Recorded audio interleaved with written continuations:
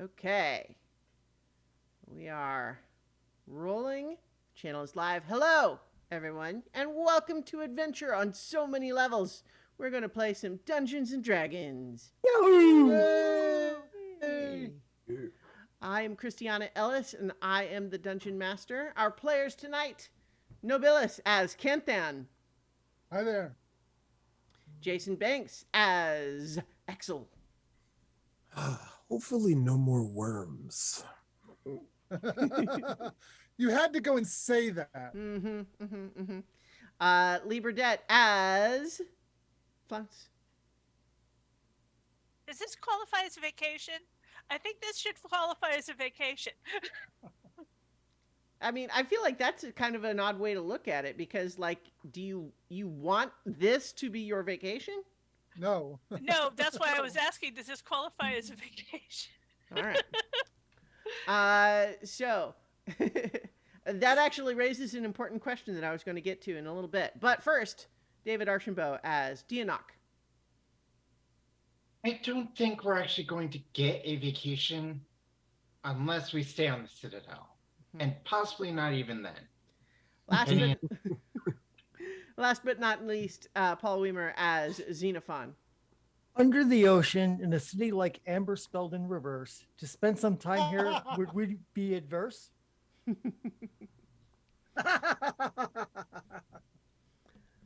So, when last we left the Order of the Golden Prawn, they had traveled deep beneath the ocean using magical necklaces that gave them the ability to breathe and swim underwater. They had found a haunted shipwreck and located two important historical books. These books are desired by a number of different factions that don't agree with each other about what should happen to these books. There are the major players are the surface world city of Janai has the people's stewards who want them in order to use their ancient knowledge to restore old traditions and traditional ways of protecting the city in order to help the city be safe and prosperous.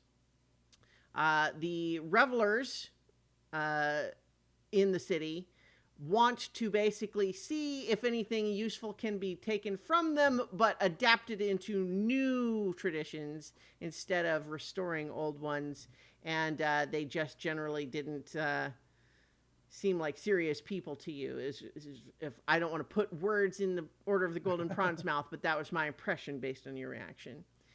But then once you descended down to Janai's sister city of Janya, which is underwater, populated by water-breathing people, you encountered two more sub-factions. One, which is the billowing... hang on. Let me get you all of the actual names. Zisata is the head of the billowing billowing patrol and a member of the high court who insisted to you that she was very much in favor of the books being used to support restoring ancient historical traditions, but that she figured that that was actually her job to send those books back to the surface, and that you should bring them to her instead. You negotiated with her that perhaps something on the order of allowing her to make a copy first would be acceptable. Yeah.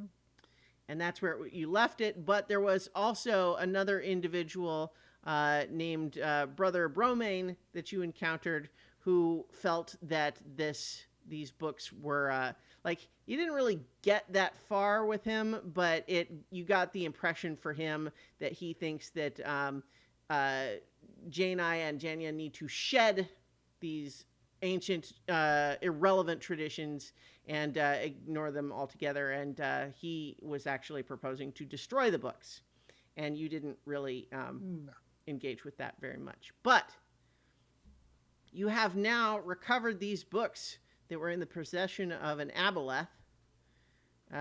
You were in the process of fighting over magic items when we last left you. Well, we were having a disagreement about them by saying, no, no, no, you should take it. No, no, no, no. You Yeah, should take yeah, it. No, it's yeah. not, we're not, I mean, not, well, kind of, sort of fighting over them. But I not think the this way- is the. I one think the this is the connotation first, there is a little shaky. yeah, I It- think this is the first time in D&D's long storied history that a party was hot potatoing magical items because Oh, they didn't want them. Absolutely no way that it's the first time. I Right, but it's a flame blade. I mean, it's not like. well, yeah. It's So I No, don't have I a. wanted it. yeah. So I think the issue was it was originally there was a Sunblade that was discussing who should have that. The one point that I didn't think got brought up when you were discussing it last time is that a sword that gives off light is something that perhaps one of the party members without dark vision could find useful. But you do have other ways to generate light. So, did you decide who is going to have the Sunblade? Bounce has the sun blade. Okay. What about the Staff of Frost? I have the Staff of Frost. All right. So, after that, you realize that the Haints, these spirits that were there to protect the books, had told you that as long as the knowledge is preserved, they're satisfied and they can rest. And so then you kind of belatedly realize that you're just hanging out in an underwater tomb, and it's kind of there's nothing else to do here. Yeah. Time to go. Yeah. Yes, yes, yes. So as you emerge back up through the shipwreck that had broken into this strange ruin, your escort Zoshiade had been waiting for a while. They said that they would wait for a few hours, and that's all it took. So you are able to swim back to the underwater city of Janya. So is the plan that you're just going to go ahead and head in the direction of the High Court to promptly deliver these books, or what's the plan? Yes, that's the plan. Yes. That is the plan, but the plan has not changed. Okay. So I think that as you let's see, I'm just gonna put a couple of our handouts on the screen for the folks watching who may not remember which characters we're talking about here. So you, yes. One point, do we have a bag of holding, correct? Can we put the books in the bag of holding just so they're not able to be just snatched from us? I mean, Oh, you yeah. guys tell me what That's you're doing. That's a good idea to me. Yep. Yeah. Sounds like a All right. plan. Especially since so many people want them. Mm-hmm. Yeah. So you are, in fact, able to hide the books in the bag of holding, and you return to Zasada's office, and she is enormously pleased to see that you have brought the books and that they are, in fact, these ancient relics that you were hoping for. The books, if you don't recall, are in fact called the Book of the Black Throne's Aegis and the Book of the Black Mist, because there was basically a magical tradition and a martial arts tradition historically belonging to this region, but the secrets of them lost. So she's very pleased, and she says, so as we discussed, you were willing to leave them in my custody while we make a copy, at which point you will be permitted to return the originals to the surface. Is that your understanding of our agreement as well? Yes. Yes. Yeah. It is. Good then. I will begin our copying process. It will take some time, as you can see. Like, the books are big, right? Yeah. So there's a lot, and in order to make sure that these copies are being made authentically, without errors, it takes a while, and so she estimates that it will take a week to Okay. have the copies made. And so, uh, you know that if you were to return to the surface, it's only a 2 hour or so, boat to back to the surface city. So you could decide to spend this week here in Jenya, or you could return to Janai. I'd like to go to Janai. I think there'd be more things for us to do there. I feel. I mean, this is a whole city. It's just, certainly less There's a common there for is you a to, there is a bard college down here. Yeah, like Yeah, this is a I'll- functional city. It's just an unusual Oh no, one for you. yeah, I have my own. Dare we reasons for split wanting the to go party? Yeah, I kind Ooh. of want to stay and avoid the wigglers. to Uh, I'd really like to explore this. This is something new and interesting, and I want to spend some time. Did do we know what style of bard school this is, or is it more of just a general like? Each discipline? Depends on what your major is. I'm intrigued now. Declarative epic poetry. What me and Rick is interested in with this, like, are both books going to be copied at this? Like, are they going to work copying both at the same time? Or... Oh yeah. Like they've got more than one person working on it. Okay. Yeah. Yeah. Because Dianoc was interested in maybe taking a look at the magic one while if I. No, I think the week that they gave estimate you gave is like that you are handing these books both over to them and they will take care of it. Okay. So, Okay. I mean, I suppose if you wanted, you could spend your downtime assisting with that effort. But that would be your downtime activity.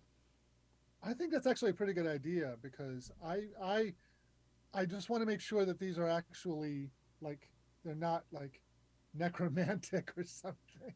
Or that they just take them. Mm. Yeah, they actually get do the copying. Yeah. Yeah, Check in. Dianoc will help with the copying, if possible, specifically the magical one. Okay. Well, so I think then that we can call that a specialized version of the research activity. So that's what you want to spend your Yep. week on? Okay. So you are gonna go ahead. Like, I think in this case, you are not expending any of your own resources because you're using their resources for this purpose. But that means that you're not able to spend extra to get more bonus either. Yep.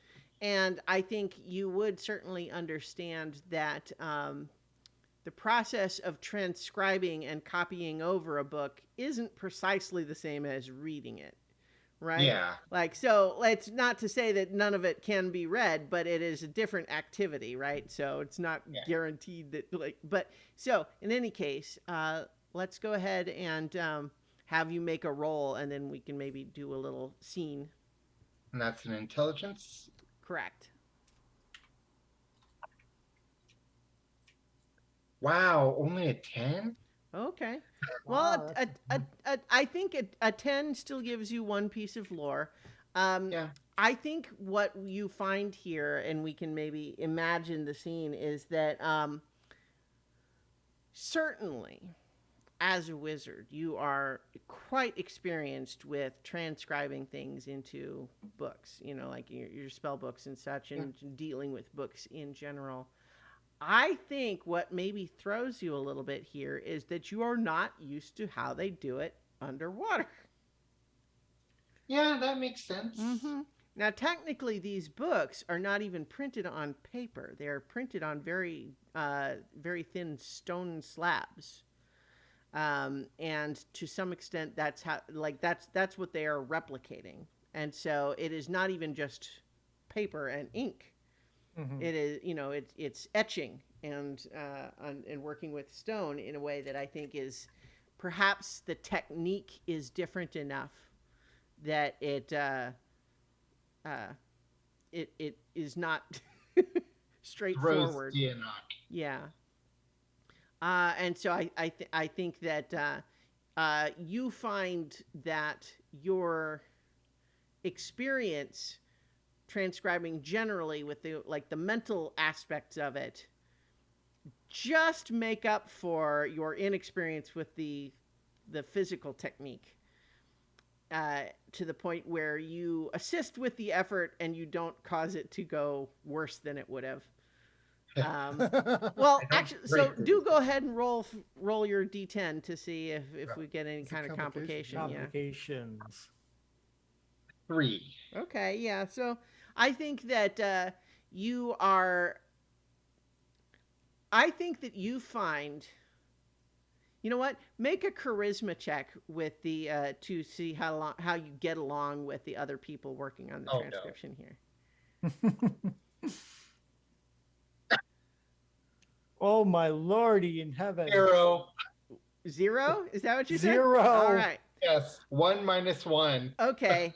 I think that unfortunately, Dianoc, while you are like, no one denies you or turns you away or anything, but I think it's very clear to you. Well, maybe you can tell. I'll say this. It would be clear to most people that the other people working on this transcription are really annoyed that you're here and helping, and that they have to put up with it because they have their normal way of doing things, and now there's an outsider from the surface, and just because he poked around in a cave and found the book thinks that he knows how to do this too.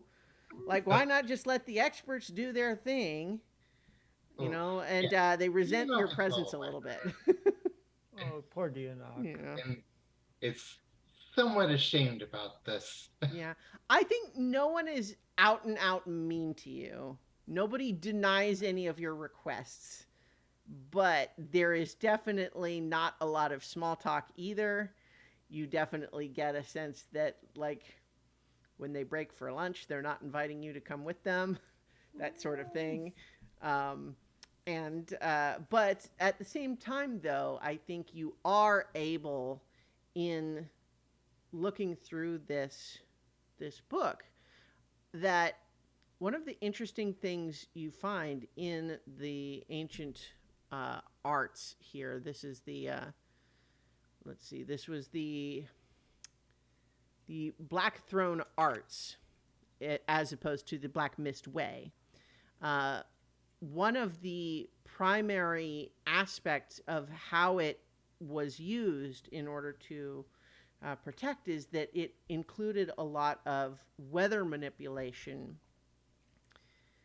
from a slightly different source. Like, this is part of what makes it like lost arcana, as opposed to the idea of it being like a standard control weather spell, or even other types of elemental manipulation like control water or that sort of thing. It seems to able to try to tap in and manipulate like the primordial chaos even before it would be settled into the different elemental energies.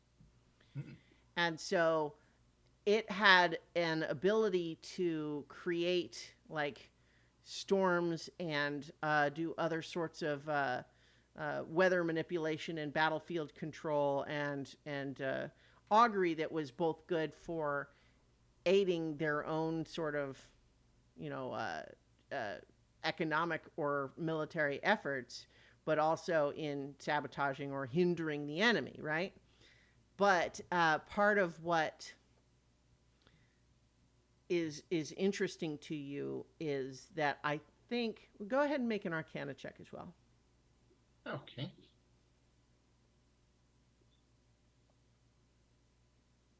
$13. Okay. Boy. I think that you get just the tiniest little glint of an idea that something about the way this magic worked. And again, you don't really get a thorough understanding of it because you are only working with a small part of the book. You're not able to read the whole thing. But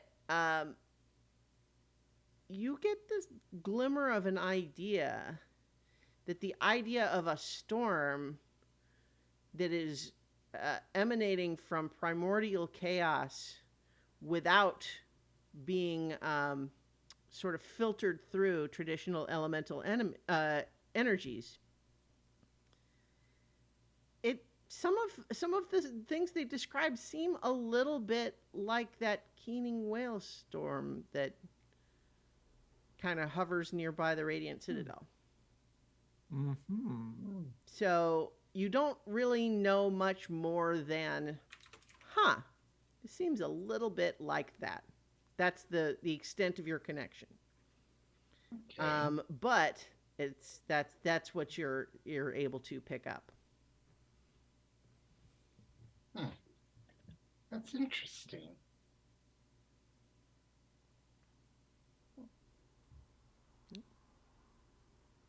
So I would like to find out though. So who else is staying in Jenya for the week?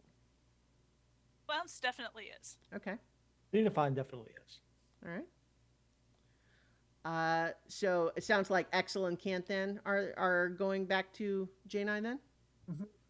Okay. Well, so let's talk about those staying down in Jenya. Certainly have rooms provided for you in the meantime. But again, I would imagine there's some adjustment in terms of, like, you don't really sleep in a bed. Just kind of like you don't really sit in a chair or anything like that because you're kind of buoyant. And so, to the extent that there's furniture at all, it's really just kind of almost these, like, they tend to have sort of like drapey curtains that you sort of wrap around you that mostly just keep you from like drifting around the room Yeah. when you're Uh-huh. asleep. It's like astronauts. Exactly, yeah. You basically just strap you to a wall. Mm-hmm. And you find, I think, that a lot of them, there's apparently all different styles that are just down to preference of the individual. That like some of the people here like it to be like literally living seaweed or plants that they kind of like envelop themselves in. Some people prefer, fabricated materials. Like to have it be more like a blanket or textiles and that sort of thing. Some people like it to be like a more rigid frame, like just like a little loop that you kind of scoot yourself into, and it's just around your waist, and you're sort of otherwise unencumbered. Or there's even people who just like have like their sleepwear has like a little loop on it that you just kind of clip to something. That Um, sounds like flounce. and so it sounds like this is something that there is enough expressed preference and variation in people's preferences that you actually are given the option when you check into this place that you're staying. So what do the three of you kind of decide on? Hmm. That's And a how very does good it go? question. And how does it go? um, I think Flounce likes the idea of sleeping in the seaweed, but she wants to have something to clip herself to Mm-hmm. if they can't make like otters and just like hold hands. Um, Aw. because I think you would. admittedly that would be very cute. I think you would each be given the opportunity to have your own room unless you chose otherwise. Yep. Yeah. So I think Flounce is gonna go au natural seaweed route. All right.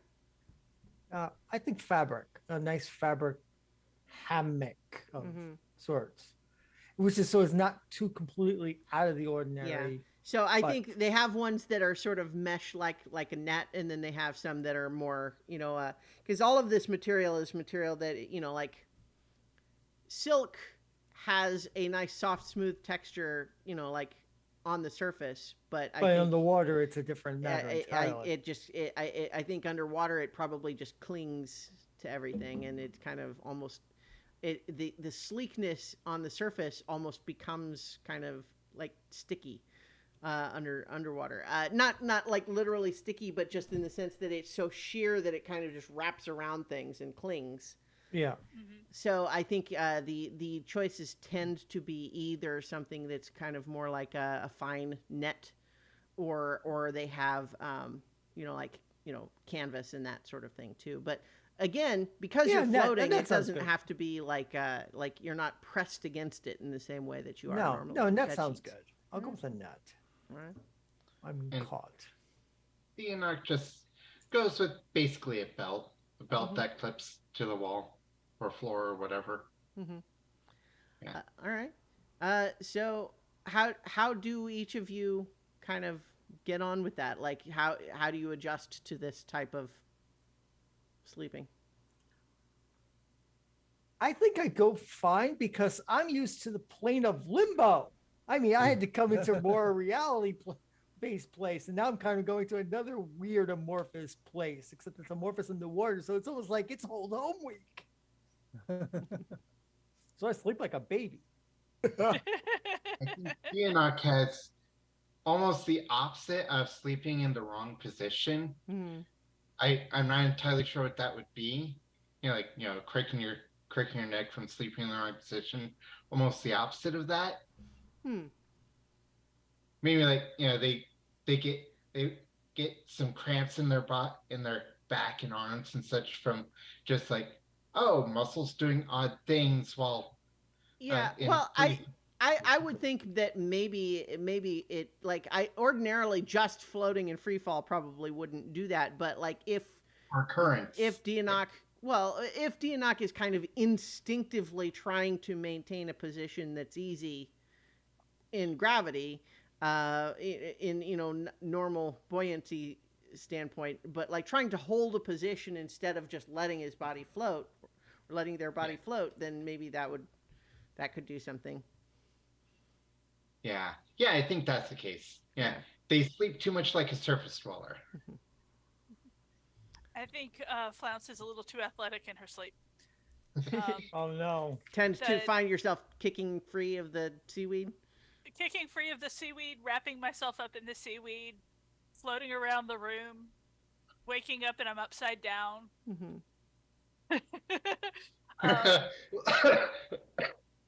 So I just think I think that she's a lot more mobile than she was expecting to be. Mm-hmm. I could just imagine I sleep swimming. Yeah, yeah. Although I'm thinking more like sleep kung fu. With You drift out, you kick out of your seaweed, you drift outside, and accidentally buddy kick someone in the head or gut. well, fortunately the door is closed. Oh. So, but yeah, something like that is like she's reliving all of her greatest fights. Mm-hmm. So, with Dianok spending time in the transcription effort, what do Flounce and Xenophon get up to over the week? There's a bard college. Mm-hmm. I'm going to go to the bard college. I'm going to, if possible, audit courses, talk with teachers, talk with students. If I get to learn some techniques, find out how barding is done underwater. Share what I've learned. All right. It's like a postgraduate seminar of a week. Sure. So we could call that research, but it sounds to me like it's actually a little bit more like an extra nerdy version of carousing. Yeah, it's an extra nerdy version of carousing. So in that context, then I think this is another example where we don't need to talk about which class you're doing this within, because the class is specifically Bardic College students and professors. Yeah. Right. So the check is still a persuasion check, and And so that would be, yeah, that's Let's see how this goes. Yep. 26. okay. Well, so with the 26, you make 3 allied contacts. All right. 3 allied contacts Yeah. at the college. So let's figure out who these folks are. I think certainly I can come up with some, but if you have specific ideas for some that you would like, do let me know. I kind of want from the spectrum. I want a professor. I want a graduate student. I want an undergraduate student. You know, okay. up and comers, laters, and You almost you can peers. you're also allowed by the rules to leave these contacts nebulous Mm-hmm. and be able to come back and say, "Oh, I know a person." Yeah, you definitely can do that. Yeah, so it specifically says you can assign specific NPCs as contacts, or you can allow the player to make. We can make one on the spot, or I think. Does the book have any NPCs from the college that might suit? I mean, unless you want to, like, do you think you hang out more with Zoshiata, who's the person that's kind of was your contact down here? Maybe you get closer with them.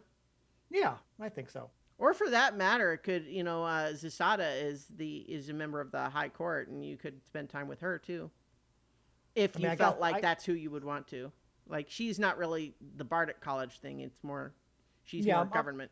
I'm more Bardic artist than government. Mhm. Government is fine, but I'm here to polish and work on my craft. Okay. So Well, so let's say then that how about Zoshi Uda, this individual who was showing you around and stuff like that, seems like a good character to be one of them. Let's say that they are the grad student, right? Yeah. Where like they have done a lot of their study, but they are interested in the workings of government and how all of that works, and so that's why they're kind of doing like sort of like an intern sort of thing with Zasada, but at the same time in the specific context of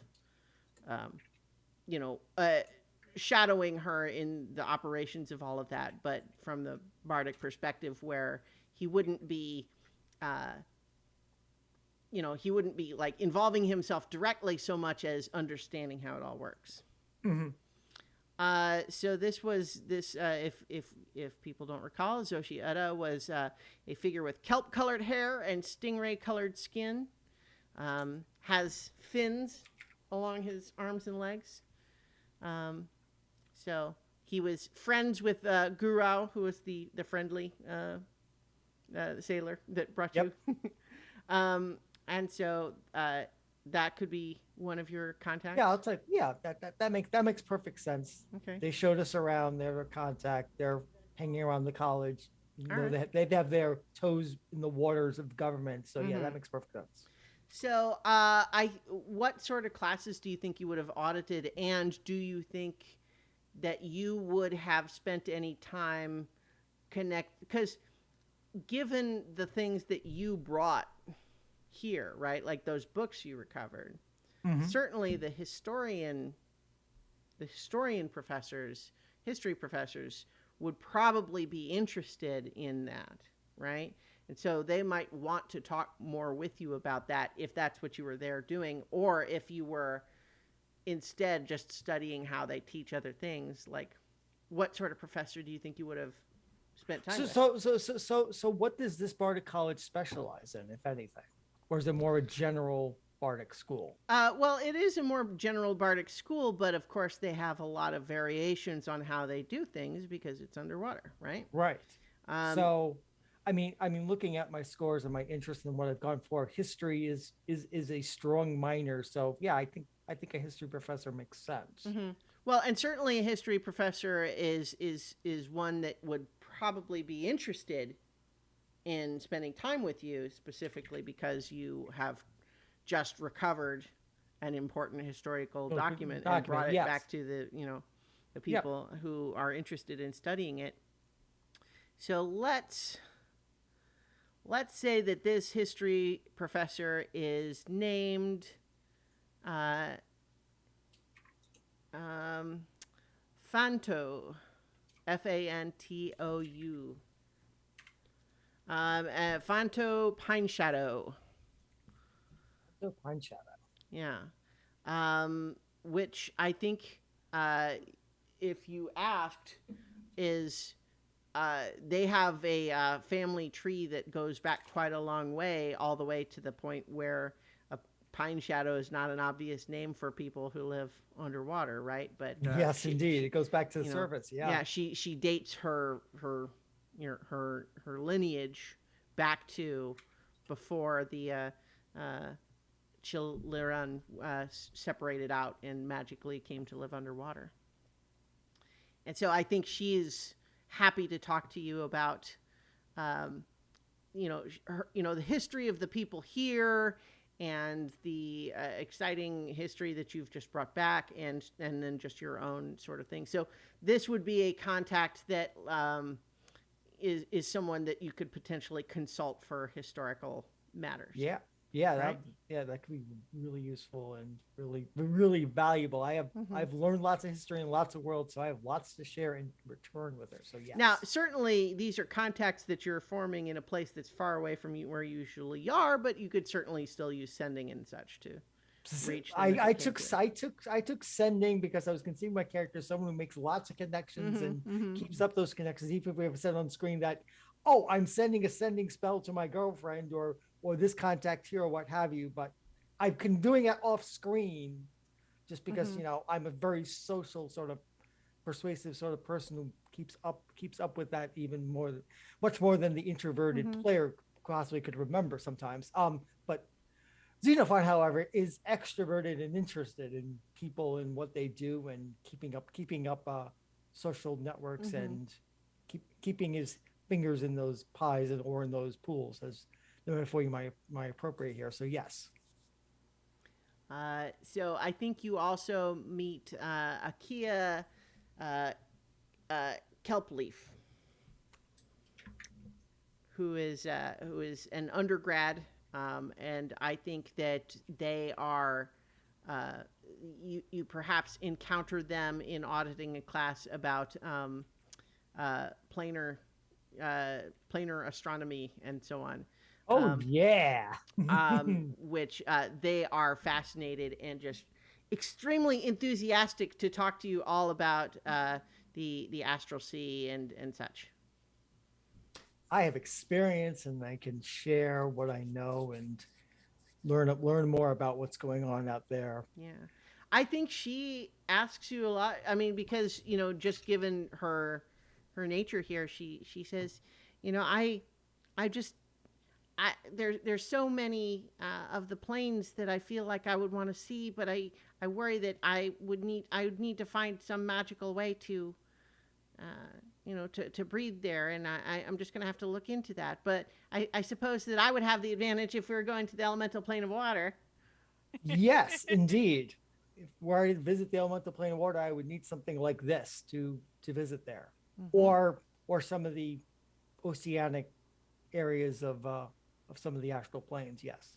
Yeah, they certainly make magic items that that allow water breathing folk to exist where there's air, but it's just so expensive, and I'm in school, right? So I understand completely. It takes money, time, and effort. But in the meantime, I can hear all these stories from I can tell you some stories, certainly. What sort of stories do you tell? Well, she's planner, so I'm going to tell her about Limbo. I'm going to talk about Isgard and meeting people and my journey all the way here to the Radiant Citadel and the Radiant Citadel itself, because she's much more interested in places that are not this plane. So I'm going to tell her about places that are not this plane. I'm going to leave out the stories of the other places on the material plane and focus on the extraplanar weirdness that I've experienced getting to the Radiant Citadel and at the Radiant Citadel. Very nice. Okay, so how about Flounce? Flounce is going to. Well, see, this is what she left home to do, is to go and see more stuff. And since they're not being run out of town, she For she wants to once. she wants to explore and see what the town has to offer. So I think probably Browsing is a, probably the best a way to- different nerdy version of carousing. Oh, sure. Well, so if you are because Xenophon was specifically doing it at the Bard College, then that's why we didn't need to resolve what kind of class of folks Yeah. they were carousing with. But what do you think you would be doing in that context? Would you be, because essentially it costs more to carouse with higher class folks, but it all comes down to who you're going to make contacts with. Yeah. I think middle. Flounce is comfortable, firmly middle class. The tradesmen, the artisans, the craftspeople, and that's really if she's hunting down what she's interested in, that's pretty much what she's hunting down if she has a purpose other than, ooh, that looks pretty, swim. Is there such a thing as bunny paddle? It's invented now. Yeah, there is. But yeah, so I think probably I'd probably say like middle class. Okay. So it's about 50 gold worth of expenses that just is mostly consists of meals and kind of parties and drinks and that sort of thing. So Yeah. if you want to go ahead and you can spend that. I didn't have Xenophon do that just specifically because they're kind of doing a different sort of thing. Oh yeah, no, it's fine. It's fine. I expected it. Sure. So, so in order to resolve, go ahead and make a persuasion check. Also, both you and Xenophon roll D10 for complications. Persuasion. Okay, that's a charisma thing, and I'm 8 on my D10. Okay, let's see what Flounce does. Ah, nat 20! All right. So your nat 20 gives you a total of 20. Still. No. The reason that I was just so shocked is No, I'm. it's just I have a 0. Yeah, I know. I'm amused. I'm just highlighting that. Yes, a natural 20. Yay, for a total of 20. 20. Yes. Yes, but it's not a 3. It's or true. A 5. Do go ahead and roll a d10 though. I'm gonna do that and roll 20. 5. Yeah, no problem. So, with a 20, you make 2 allied contacts.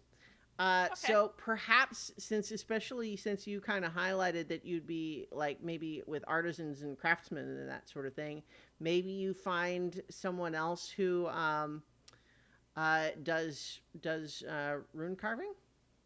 Yeah, that would be fantastic. Cool. So let's envision this person. Perhaps. Let me. What kind of giants do you have underwater? Oh, well, storm giants.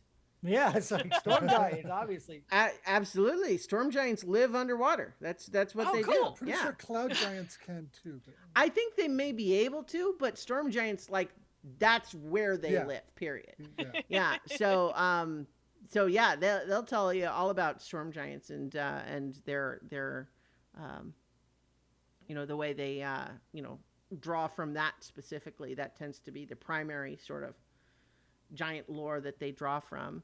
Let's say that this is Bakar Starfish. No relation to Patrick. Nope. Well, it's Bakar anyways. Bacar. Okay, Bacar. Yeah. Okay. I used a K instead. Well, that's okay. That's all right. So alliteration. Yeah. So I think that they are, because they tend to focus so much on Storm Giant lore. I think they'd probably be interested in hearing about other types. And like, have you ever actually encountered a giant, or is it just that you study there? No, yes, we were in another city and came across. Oh God, that Fire was giant. no, the fire giant that was in that other place, and then we had the other giant with the place with the dragon that was sick. So yeah, um, she is not a storyteller. Mm-hmm. Well, it turns out that Bakar is just hanging on your every word, nonetheless.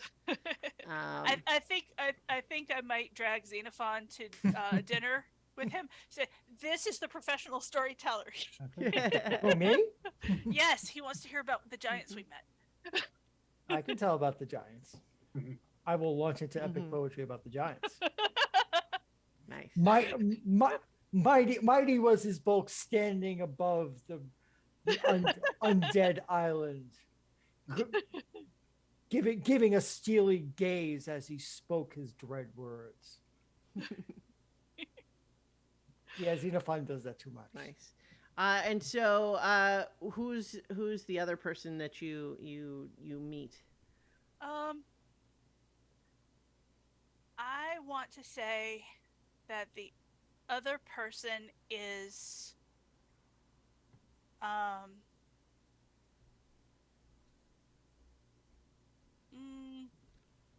I think leave it nebulous for now. Okay. All right. We can leave the second one nebulous. That's totally fine. All right. So in the meantime, we had Axel and Canthan returning to Janai. Let's. I'll put everyone back on the Janai map.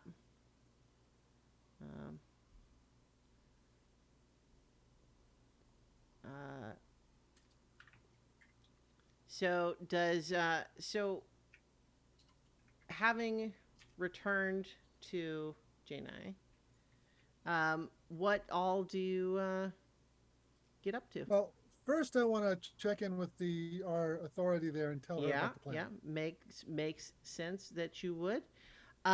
So you return to Atibapa, who let me pull up put their handout on the screen. And he. So I think as you. So I guess what is the so would you have like magically contacted him, or are you just showing up? I think I'm just going to show up. Okay. So he's pleased to see you.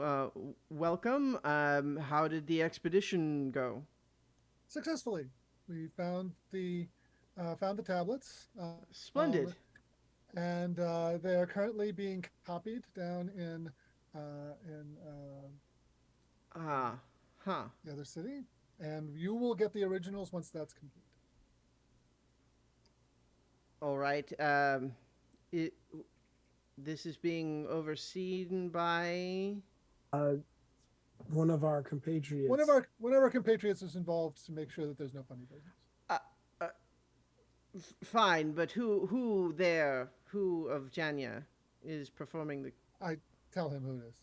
Zisada was the. I'm terrible with NPC. That's okay. Well, but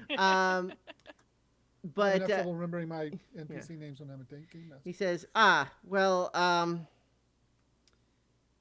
I must say I was rather hoping to get the books more promptly, but I have no objection in principle with the copy being made, so long as the originals do arrive here. I hope that you will not be dismayed that I will perhaps hold your payment until that happens. Oh, that makes perfect sense to me. Yeah. Of course. Okay. I wouldn't expect it now anyway. Just, I'm going to be spending the time that it takes to them to be copied up here. And I figured it would be polite to let you know what the plan was. Well, if I was seen, hanging around the city and had not talked to you, it would it would be. Yes, I appreciate you coming to speak with me. I suppose I am pleased to share the knowledge within the books with Zisata and the High Council down in Janya. I suppose I just wish that it had been my decision to do so. But uh, Well, certainly, we needed their assistance in finding it, so I understand, and I will be pleased to receive the originals once the copy is made.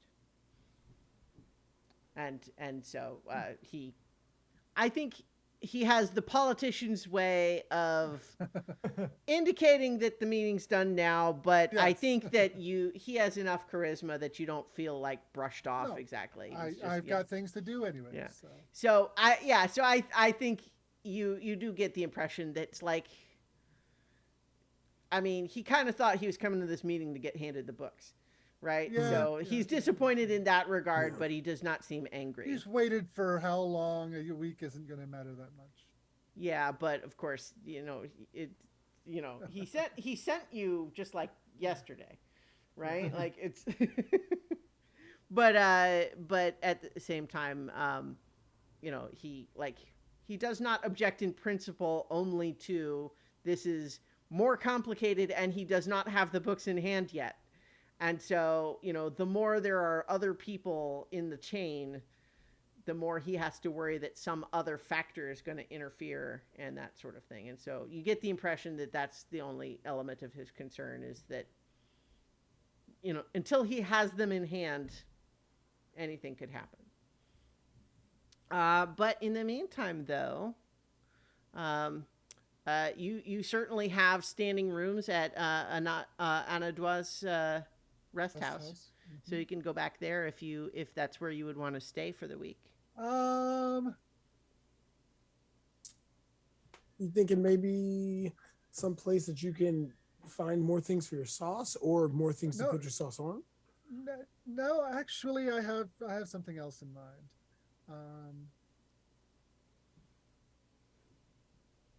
Yeah, I'll check in at the rest house. Mm-hmm. Make sure they've got a bed for me. Uh, is this what kind of place is the rest house? Is this like a bunkhouse, or is it? You have private rooms. You have individual rooms. All right. It's pretty nice. Yeah. It's not like a luxury resort, but it's a nice hotel. Yeah. Okay. Yeah, where everyone has individual rooms, and there's a common area, and. Yeah. Okay. And in contrast to everyone else, I'm going carousing for the sake of carousing. All right. So I'm spending 50 gold pieces to do some good old-fashioned middle-class All right. carousing. And I'm rolling persuasion. All right. 25. I'm okay. Really everyone's excited to make me come up with names. Yes. Well, I actually, I Unless you want them to be nebulous. I mean, we can come up with some. Because Kantan is looking for girls. Okay.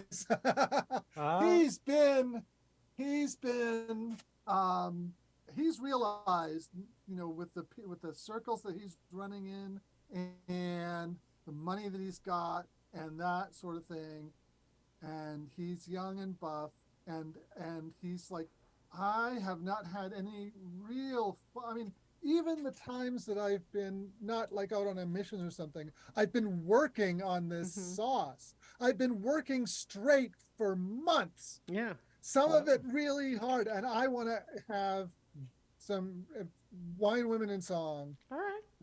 All three. Yeah. Well, so in that sense, then, do we want to eschew the mechanical element of creating three contacts and just sort of say we draw a gentle veil over Kantan indulges in wine, women, and song? Yes. All right. And if turns out that we come back here at some point, then we can have an X show up. That's Well, I guess it's unless you would like to keep it behind the veil. Is this the sort of thing where, like, you know, how does Canthan leave his new friends? He is upfront as that he is a traveler and an adventurer, in town for the week. In town for the week, and looking to have a good time, and with someone who is fully informed and consenting to that condition. Okay, great.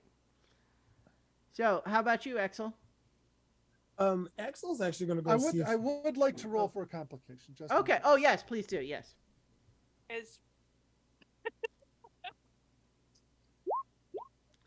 2. Close, but Close. Yeah. Maybe has to duck out a window at some point. So I think that there's a moment where maybe the ex-boyfriend of one of your new friends gives you kind of a hard stare from across the bar, but then he takes a moment and says, "No, she's free to live her life." Oh. You know what? Good for her. and at some point during the week, someone buys you a drink, and you never kind of did quite figure out who it was. But okay, thank you. Yeah. So yeah, Axel probably sees Kent then, stumbling into the rest house late in the evening, a few evenings, and arriving early in the evening, a few evenings. On those occasions accompanied, and he's having a grand time. Nice.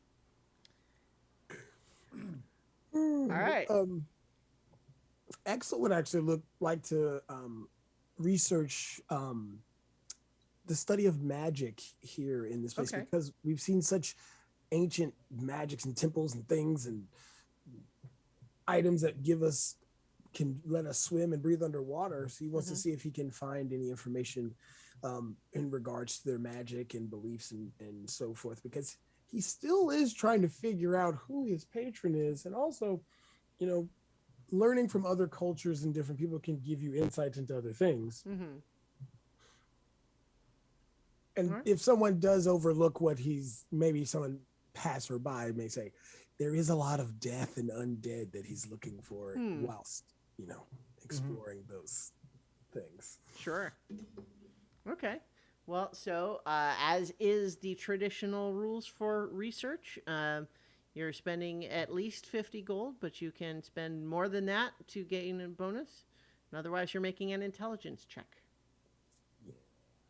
Let's see. And what's the max you can spend again? You can spend an additional 50 gold. On top of the first 50 gives you a +1, and then you can get up to a +6, which would be a total of 350 gold.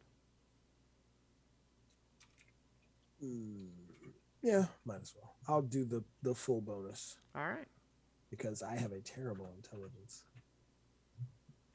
So 50 gold, and that's a +4. So 350 gives you +6. Oh, okay. So it'd be a +5 for me. Oh, okay. Yeah, because I have a negative. Yeah, sure. I have a -4. Alrighty. Oh. Yeah, there's another window. That's the one. So D20 +5. Wow. Okay. Wow. With a 19 on the die, you got a 24, which means 3 pieces of lore.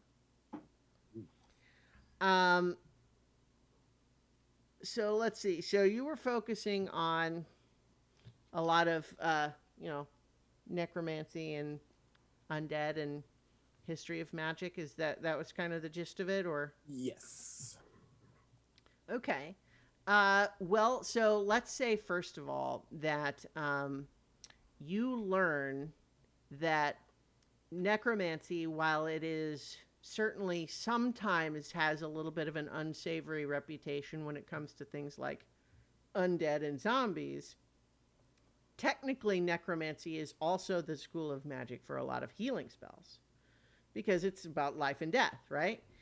But the somewhat, more than somewhat taboo pinnacle of necromancy. Like, and when you talk about like what's as far as necromancy can go, you kind of have sort of two prongs. One is what's known as true resurrection, which is the idea that a dead person who has been dead for any length of time, you don't need to even have a piece of their body.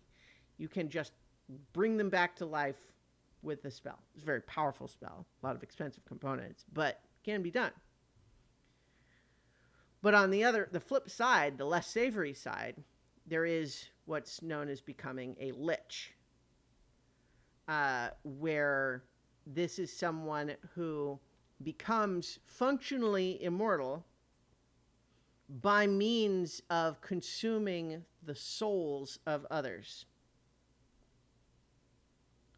And the process of doing that involves creation of a phylactery, which is a special container that these souls are kind of consumed in, and becomes a sort of talisman of the lich, in the sense that they usually will hide it extremely carefully, because the only way to actually permanently kill/destroy a lich is to destroy the phylactery.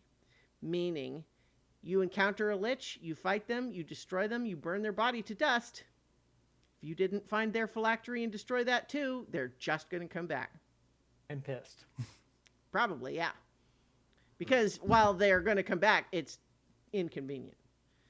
And so, generally speaking, liches tend to be extremely smart, because you don't get to be a lich without being really smart. Because it's very difficult to do. Yeah. A lot of people do it badly, and so a lot of necromancy mishaps are caused by people screwing up the process of trying to become a lich. And so generally speaking, that's, kind of, you learn like that's what a lich is. Okay. But in that context, you certainly learn that while there are some liches that are, spoken in hushed voices about, because they're just, like the fantasy boogeyman, essentially. Mm-hmm. There are also, there's like less concrete information known, but you find some places where they talk about the idea that the Githyanki city in the Astral Sea is said to be ruled over by a lich queen. And I think that you understand as soon as you're reading this description that they are talking about your patron. It does not tell you that in the book, but as soon as you're reading about this individual, Oh, that's your patron. well. And I'll go ahead and give you like just the additional, a little bit more additional context that you'd kind of gotten a little bit, is that part of the reason that you suspect there was a whole thing with telling Xenophon that that's who your patron is that the Githyanki and the Githzerai is what Xenophon is, are just like historic enemies. Like they literally used to be one race that split apart due to a tremendous schism, and now the Githyanki consider the Githzerai basically kill on sight. The Githzerai tend to be a little bit more zen about it because that's their vibe, but nonetheless, it's just this.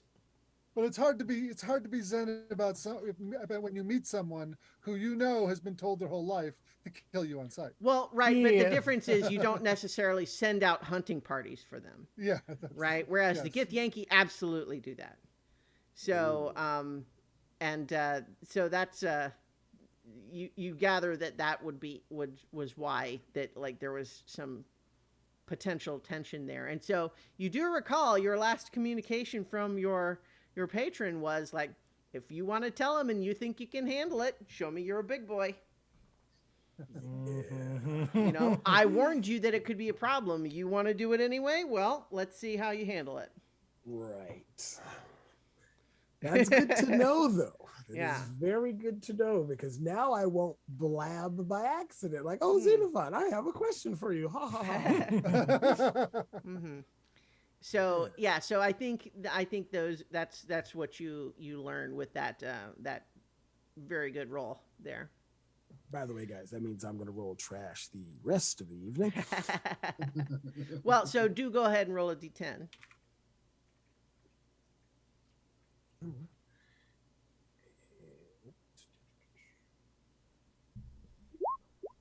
Okay. Yeah. 2. Close but no cigar. Yeah. So while you're in the library, there's someone who looks at you from across the reading room and kind of narrows their eyes and then says, "You know what? People study necromancy for all sorts of reasons. Like it's fine. You know? Good for bones him." about it. No So- bones. Axel thinks to himself, you know, the last time I had a peaceful moment with a book and mental research, it did not go very well. But this time, you know, I like this place. Yeah. Very nice. There are Okay, people so summoning demons in the library. yeah. So I think that the week goes by just fine. I imagine you're staying in touch with one another via magical communication when necessary. Yes, I provide. I actually want to talk to some of the locals for hangover aid for Canthan. Christiana, there's one thing that I want to do while I'm down here. Okay. Well, not super long time. Sure. I found a skinning knife that was connected to my home. Okay. And the person I got it from said it was from a shipwreck. Mm-hmm. And I would like to kind of run that down a little bit if possible. Okay. Let's see. Like, so how would you be trying to find that out? Like, so, because the thing is, a lot of things come from shipwrecks. There's a lot of shipwrecks. So I'm not opposed to this at all, but tell me by what means would Dianok try to find out more? So, like, not in the context of a check, but like, what would Dianok do? Well, the lady we reported to had records of shipwrecks, and would do they keep like records of stuff salvaged from shipwrecks? I think they do to some extent, but I think the way this conversation starts would just essentially just be to say, a shipwreck? I mean, you're going to need to narrow it down. You see this room full of books? That's our shipwreck logs. So perhaps one day Dianok would have Canthan, or through Dianok would go through Xenophon to have Canthan or Exel, you know, maybe try and get a name of who sold it to her. I think you tried to follow up then, and they buy stuff from shipwrecks. They don't know. Okay. Yeah. Yeah. Because I think you tried to pursue it from the seller at the time, and they didn't have any more information. Yeah. Okay. So I mean, I'm not saying like you'll get the opportunity to roll. I'm just trying to figure out like what is it that Dianok is actually trying to accomplish, like or like what is the means by which they are trying to find this information. Because I mean, if they want to study the logs and try to figure out what they can find, you know, like what would help narrow it down, like you can say, well, based on the knowledge of when I think my people would have had ships out there and try to narrow it down that way. Like, so you could do that and we could make that a roll. I'm just saying that like, it's, you know, this isn't spending a week doing it, right? This is a check. So it's a little different. Perhaps Dianok would, try and meet with some of the people who do salvage and see if. Well, because like the alternative would be like if you took it to the college or something, right? Like it's like Actually, yeah, taking it to the college would probably be a better way of doing it. Yeah, Okay. and find out. You know, I'm interested in artifacts relate artifacts similar to this Yeah.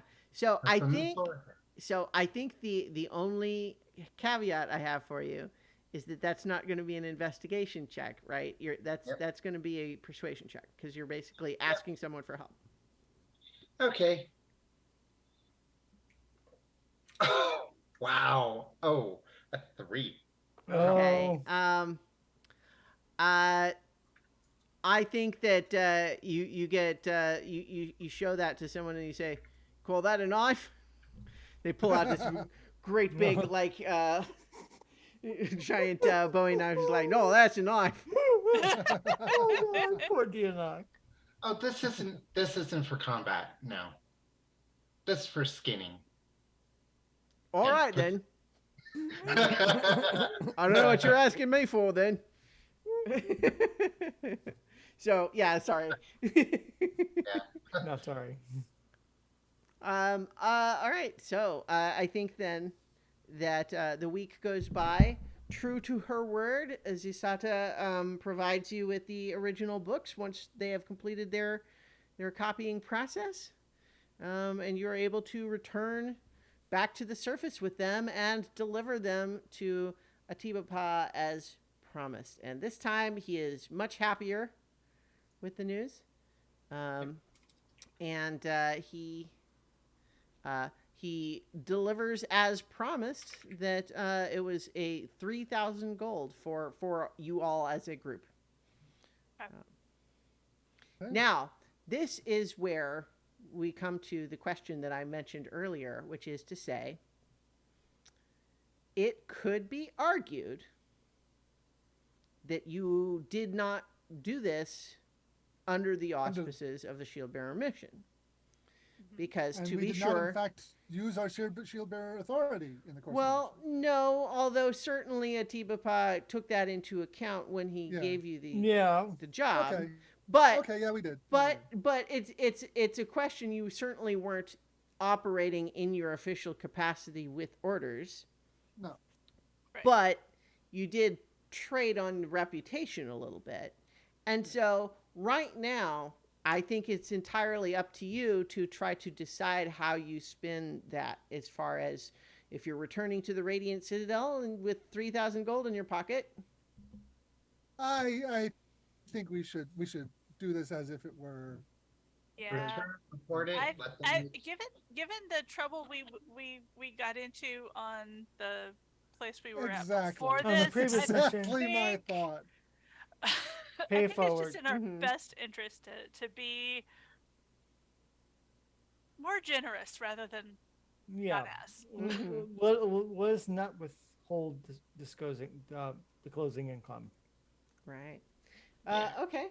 So I think when you report that in and you give an update to your on you get that debriefing first. I think once you return via the Concord Jewel here in near J9, you return to the Radiant Citadel to find that there's a couple of things of note. One is that the gem itself has changed color. Oh. It is now glowing sort of an orange color, which is, I mean, it's not.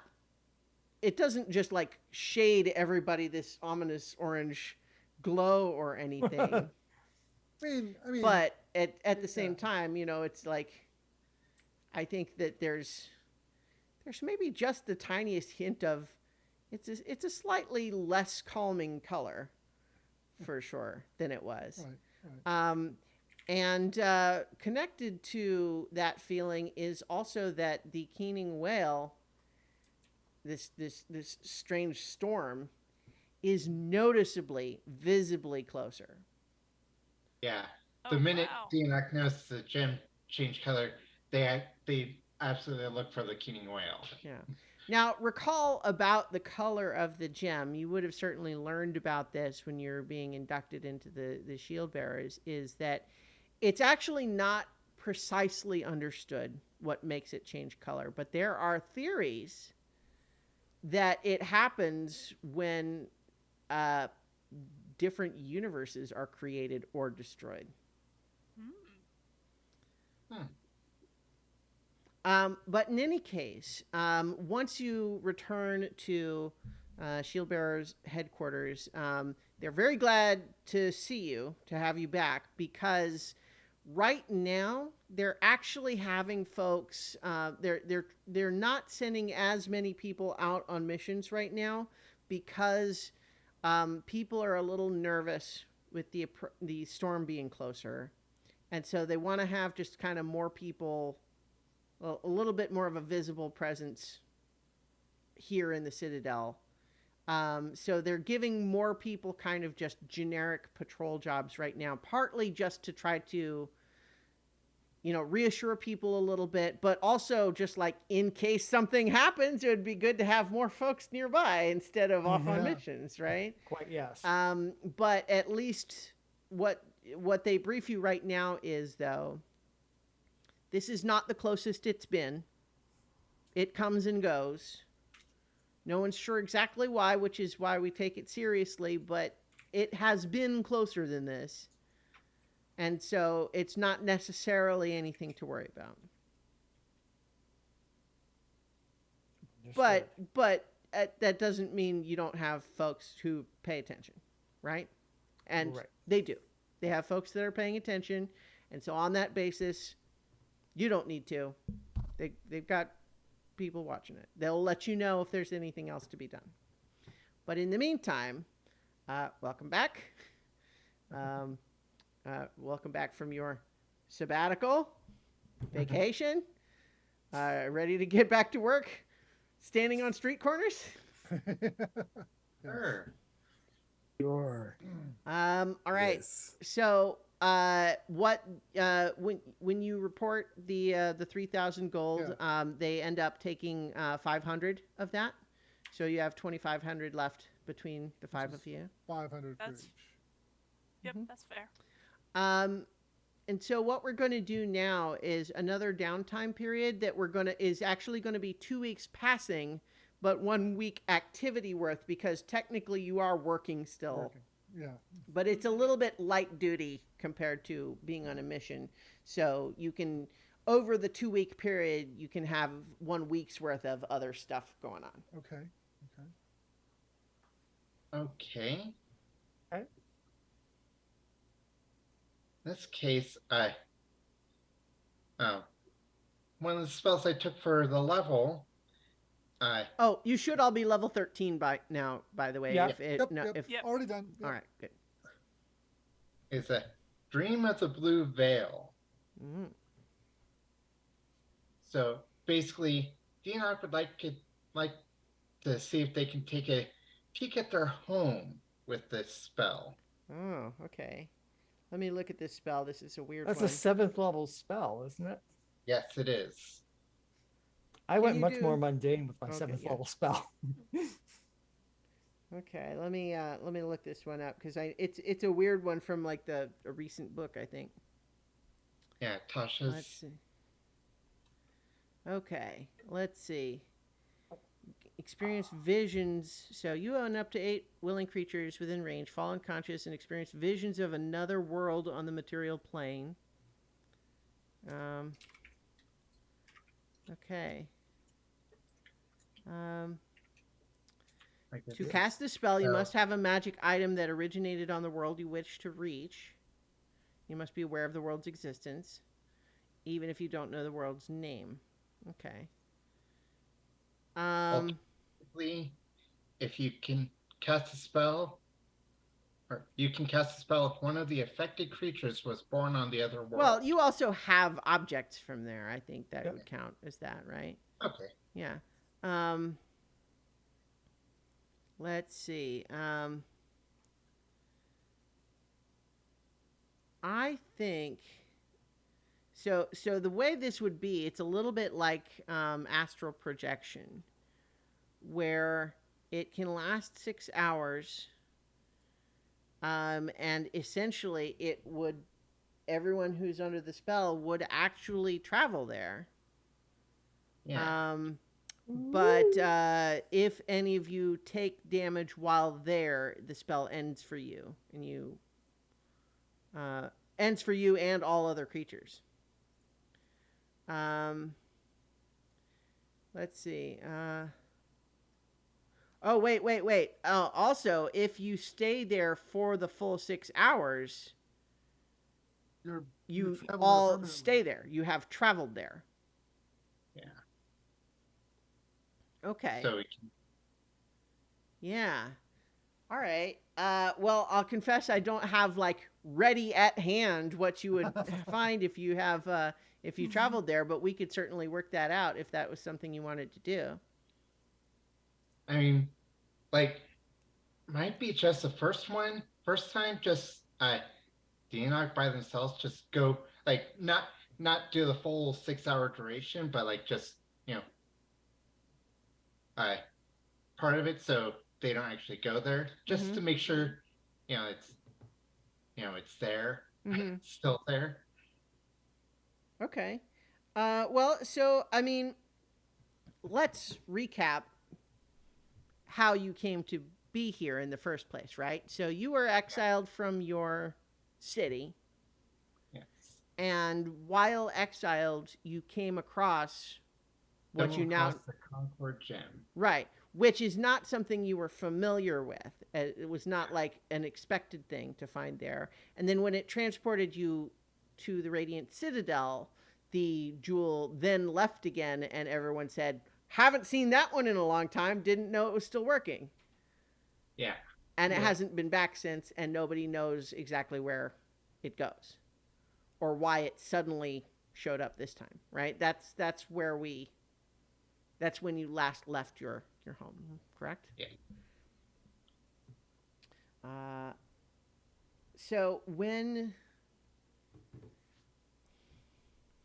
so I think that you don't necessarily have any reason to believe that your home is on another world, but that's not to say that the spell wouldn't work for it. I'm not saying that. I'm just thinking through, because certainly I think the straightforward explanation would be that it is somewhere on the same, planet, world, plane as all of these other places you're traveling are.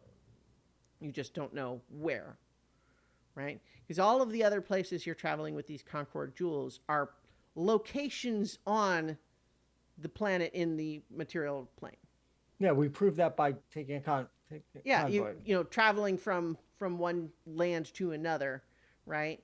And these are all places in the world. And so I think I think the spell will work for this.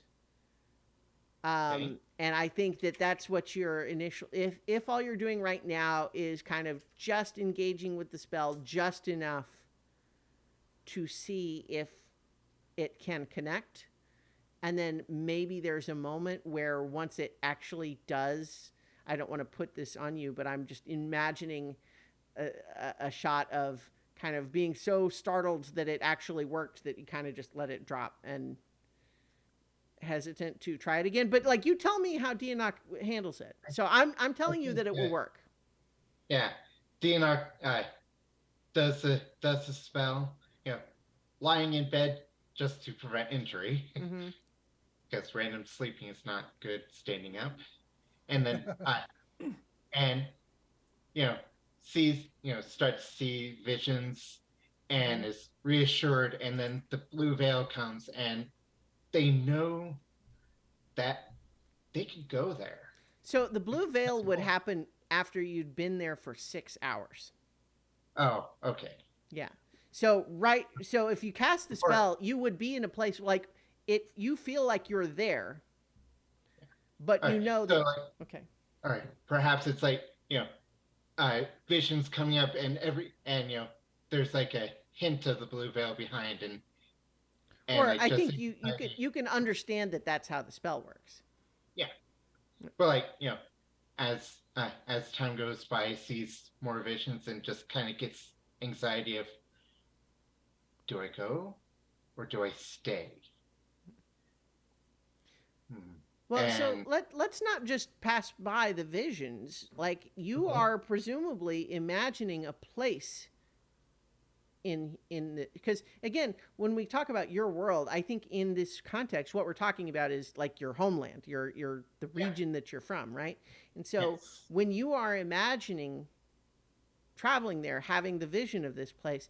So again, when we say visions, I would say from your perspective, you are there. And you might know that this is only by means of a magical spell that will end, but you are experiencing being there. Like you're actually standing there on the ground and you can feel the air and see the sights. okay. And So what do you see? one of the places that they see is a training ground for archery, Mm-hmm. which every young elf of the village, you know, goes through. Most get almost to an expert level. Mm-hmm. Uh, then there's um, an old giant willow that is near the edge of the city that I has one of the most elder of the village there that Dianoc spent quite a few quite a bit talking about things and dreams of So magic and I, such. I I think that from a magical perspective, you are there, right? So like if you are in the city, like do people see you and know that you're exiled? Are you in disguise? I don't think that I don't think that like I can see there, Well, but nobody there can see. we can decide to make it work like that, but my reading of the spell is that you are effectively there. It's a little bit like when you banish when you use banishment, they're not there. Like you know what I mean? It's like is saying Oh, um the uh spell ends with you. experience Until, visions of the other world, but it specifically says um the spell ends early. Oh, you know what? I don't know. See, this is a weird spell because on the other, I was assuming that it was essentially like astral projection, where you are effectively there and can do things there. It's just that you sort of zip back to yourself if you don't stay there for the whole duration. Whereas the other alternative would be like, sounds like what you were envisioning. And this is why I wanted to talk through this. What you are envisioning is that it is more like just having a dream where you're not physically present, no one there can see you. And the question of whether the spell ends early on you if you take any damage specifically refers to your sleeping body as opposed to you in that yeah, place. So is that if that is that, what you were envisioning and that's how you want it to work, then that's what we'll do. But yeah. I think the spell as written is unclear. But if that's I what you want, then I apologize for trying to press it to be something different. Yeah, I think that's how I would want to be like, until the spell concludes, it is a dream. Okay, sure. Yeah. It might be accurate to reality, but it's still a dream. Okay. All right. No, that works fine. That's yeah. Yeah. So Mm-hmm. there's the and uh and most of the houses are, you know, um they aren't built in a traditional way.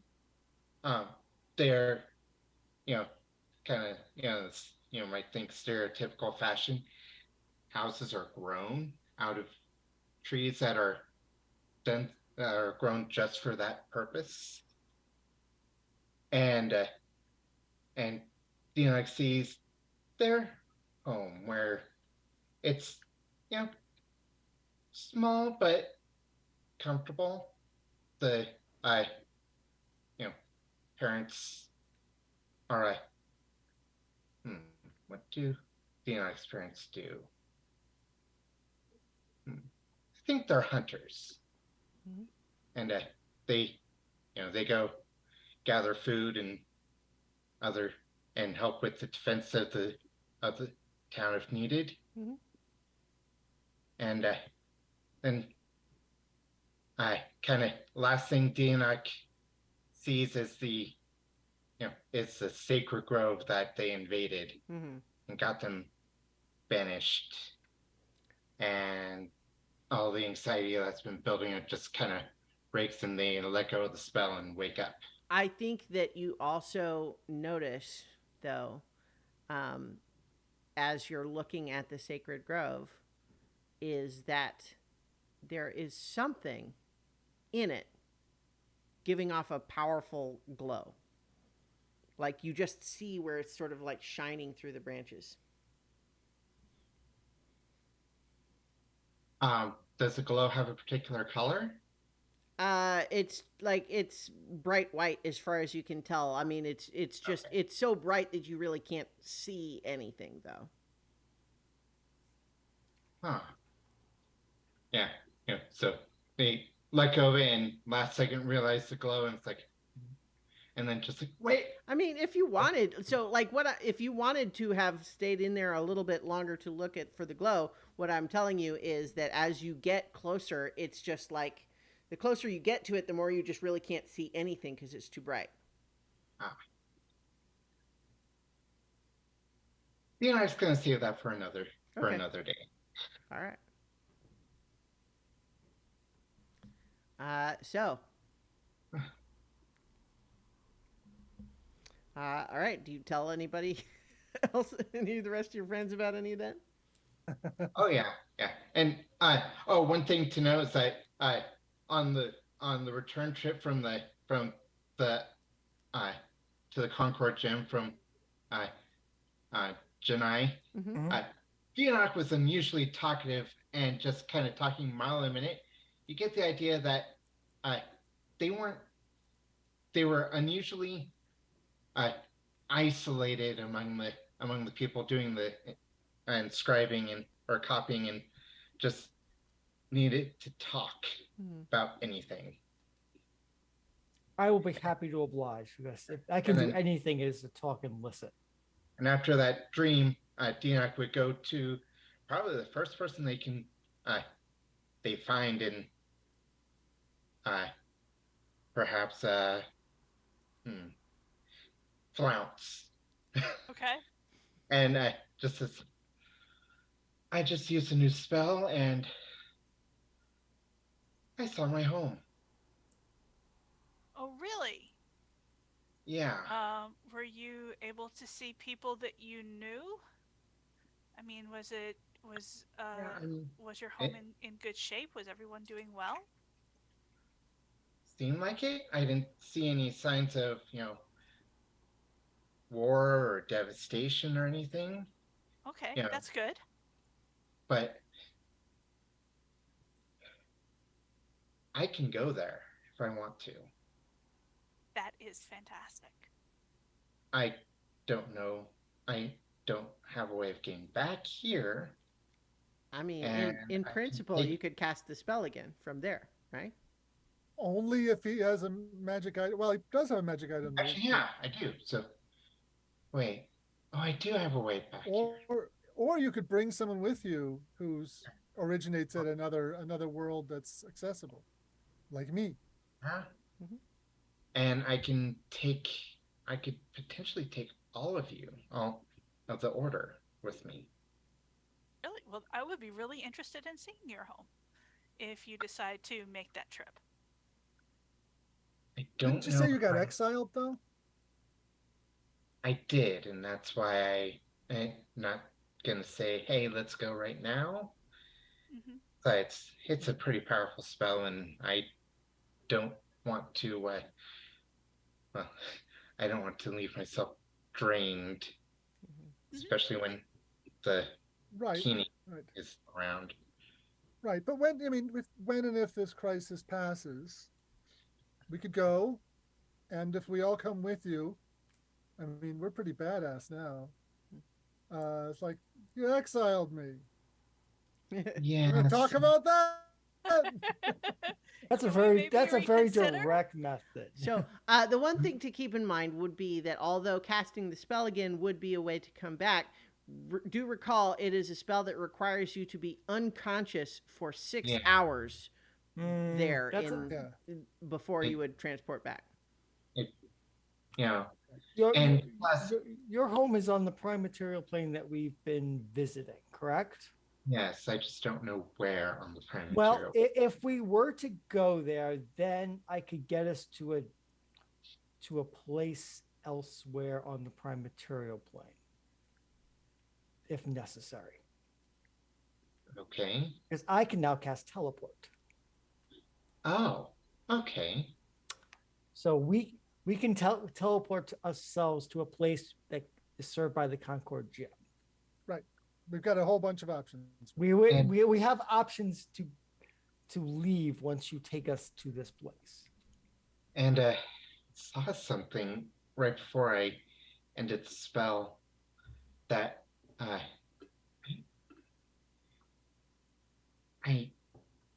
think I need to look closer at, but I I don't want to hurt anybody there. I mean, yes, they banished me, but I mean, I I have a feeling that the reason they did so isn't actually evil or anything. So I just I I want to go back to the Sacred Grove and take a closer look at that. You have unfinished business there. It is Yes, clear. yes, and But as but Kanthan said, we are pretty badass, I believe is Yeah. the word of the moment, The technical term. the technical term. yeah, but I also don't want to shirk my duties with the shield bearers. No, we have a more pressing potential problem at the moment. But we'll put it as a to-do item. Okay. Agreed? Yes. As a book I've been reading says, all for one and one for all. That's a player. I want to just do a continuation that's very immature, but yeah. Yeah. Slightly Are less stronger for together. people we don't like and a little bit more for me.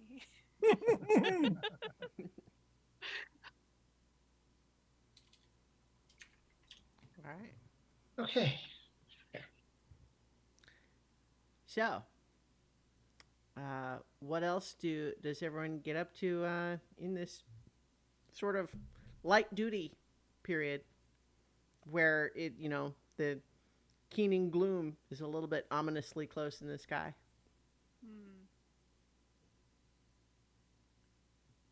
Xenophon's much more practical.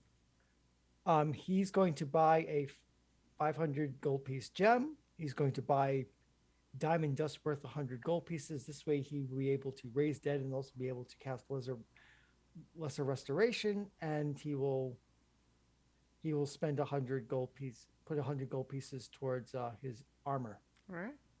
So, and he will see his girlfriend. Because it's been a while since he's seen his girlfriend, because he took an overland trip on the caravan. So kind of like Canthan, same sort of some sort of thing applies. Although Xenophon's much more monogamous in a committed relationship, whereas Canthan has not yet found the one. I don't know if she is the one, but for the moment, Lara is the one.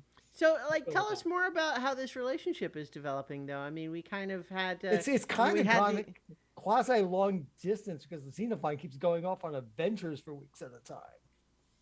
So he's kind of like been swooping in and trying to spend days of downtime with her in between doing clubs and spending time with her, exploring the city, talking about her life and her duties as a priestess, and he trying to sink into her life for a while and away from his own for a bit to try to support her and her needs as best he can. I mean, this is new for Xenophon, who grew up in a monastery on the plane of Limbo. So, how's it going? He's still trying to figure that out in many cases. So, for those who don't recall, this is Laura Harrow's daughter. Yes, a drow. who had what we had first described as a one-night stand, but No, you never know. It's turned into a thing now. So yeah. Okay. So do you think that you do a downtime activity this week, or you're just kind of letting? I'm canoodling and sure, buying the gem. Yeah, spending the time in a disorganized way. Yeah. Okay. All right. Does anyone else have something they want to accomplish in this period?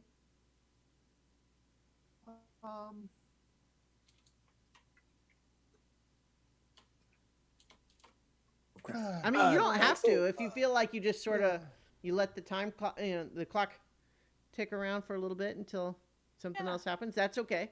Yeah, nothing. I'm gonna look for, because basically I'm gonna look for stuff for equipment and whatnot, so I could do it offline. Okay. Well, I mean, I would say don't. I mean, if you're going to do it, because if the clock advances, we're going to get to the next adventure. So, would it, with the current situation could I get something enchanted, and how much would that be? Sure. So usually, so crafting a magic item is a downtime activity, and is buying one. Yeah. So is buying one. So, either of those can be done, and it says basically how much gold and how much work is required. For crafting an item, usually it says you have to get an ingredient, but we could figure out how that works. So are you wanting to take something you have already and make it magic, as opposed to finding a new magic item? Yes. Okay. So tell me what you have in mind. I have two ideas, one of which is probably easier to do than the other, because I have the Staff of Python, but because it's so fragile, I was seeing if I could use it as a catalyst to make it into another magical item. Okay. So, I mean, tell me more. To be fair, I would, if I could, it would be now that, and it feeds into what I just learned. Now that I know who my patron is, I now know who I have this pact with. And so I was thinking of trying to see if I could turn it into a Rod of the Pact Maker. Okay, let's see. Rod. Or Pact Keeper, I'm sorry. Pact Keeper. So let me look at this thing. That is and this is the lesser easy of the two pieces. Okay. So the Rod of a Pact Keeper has uncommon, rare, and very rare variations. So depending on which one you go for, because essentially they give you different bonuses, right? So depending on the rarity, it changes the cost, right? So the uncommon one takes 2 work weeks and 200 gold. And so if you are not doing that work yourself, but paying someone, then we would imagine that it costs a little bit more, because you're paying someone for their, you are paying for someone to do the work, right?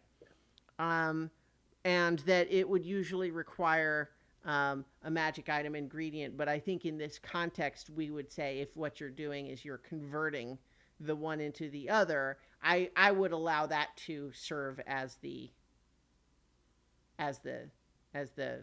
ingredient. The ingredient. Okay, cool. And I'm assuming as it goes up in rarity, the longer it takes. Yes, that's correct. So, for example, the next one up is rare, and that's 10 work weeks and 2,000 gold.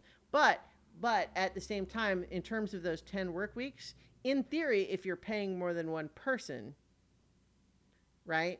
But obviously the labor cost goes up accordingly. Yeah. No, the uncommon is fine, because that gives us 2 weeks, and we've got 2 weeks here in the Citadel. Okay. So what I would say then is, it doesn't specifically give a number for how much if you are paying someone else to do the work, but I would say that someone who is able to do that kind of work would probably have the comfortable lifestyle, right? They're trained, they're skilled, they're educated, they have magical talent. So let's see what that entails. the player's handbook, lifestyle.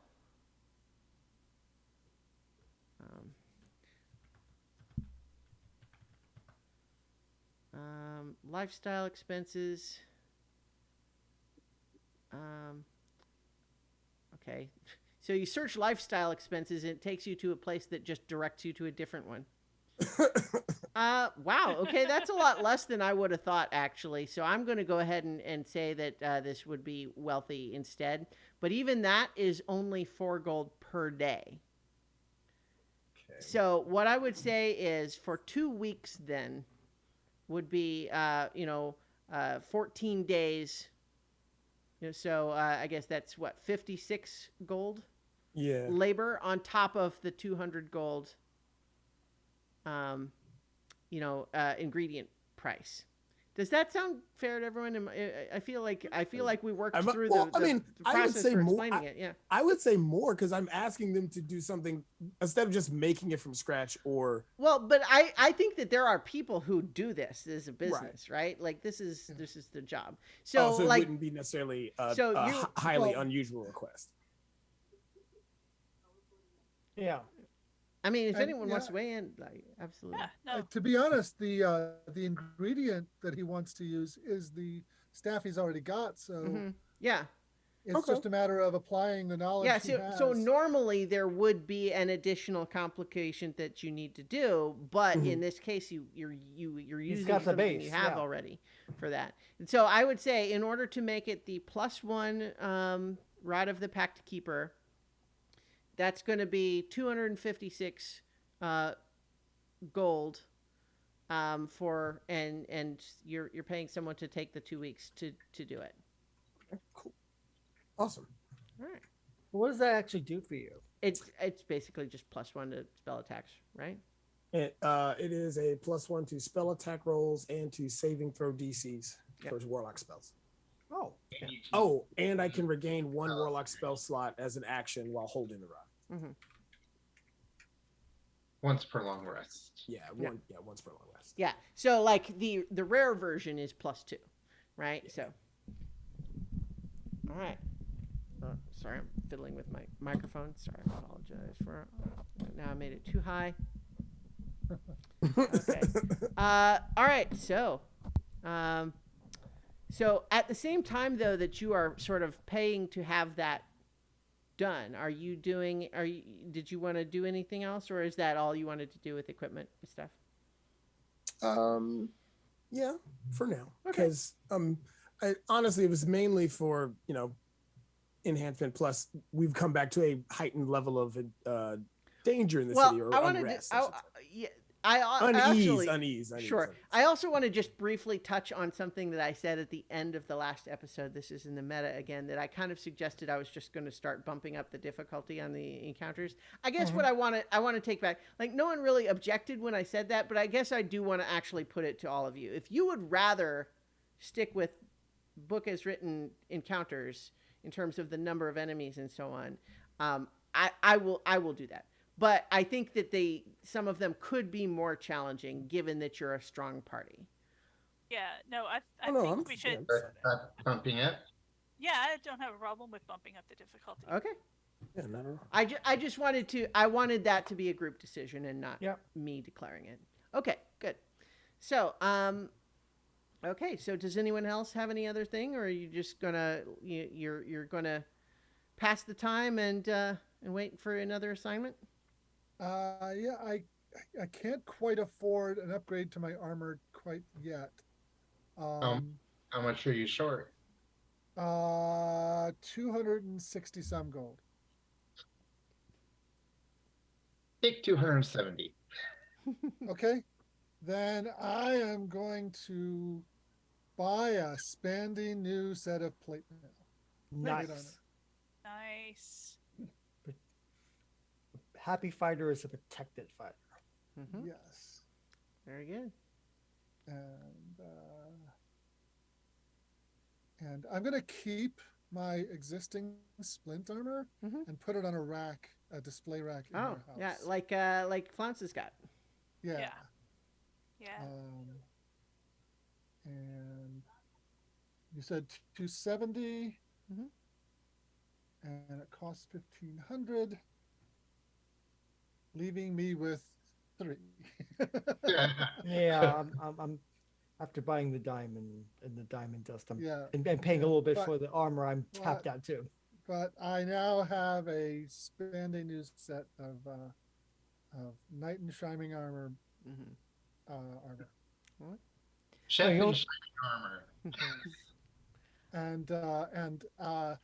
because a plate armor doesn't really have a good place to hang um, emblems. It's got a giant golden shrimp blazoned on the front in brass. Nice. Well, I was Oh, just gonna say you could do it nice. Mandalorian style, where they put them on their like the shoulder pauldron. Some cauldron. Yeah.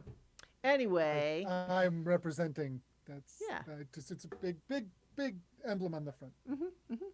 Okay. Cool. So I think as kind of 2 weeks go by and the Keening gloom. I think I said the Keening whale earlier, but it's the Keening gloom. It it it hasn't gotten any further away, but it hasn't gotten any closer either. It seems to have just kind of stabilized in this new position for now. Um, like you're not. It's not so close that people can hear it, right? If you get closer to it, it does make a sound, which is why it has its name. But it's not like it's disturbing everybody's sleep or something, right? It's more like, yep, you look up in the sky, there it is. All right, okay. Yeah. It's kind of like an approaching thunderstorm sort of thing.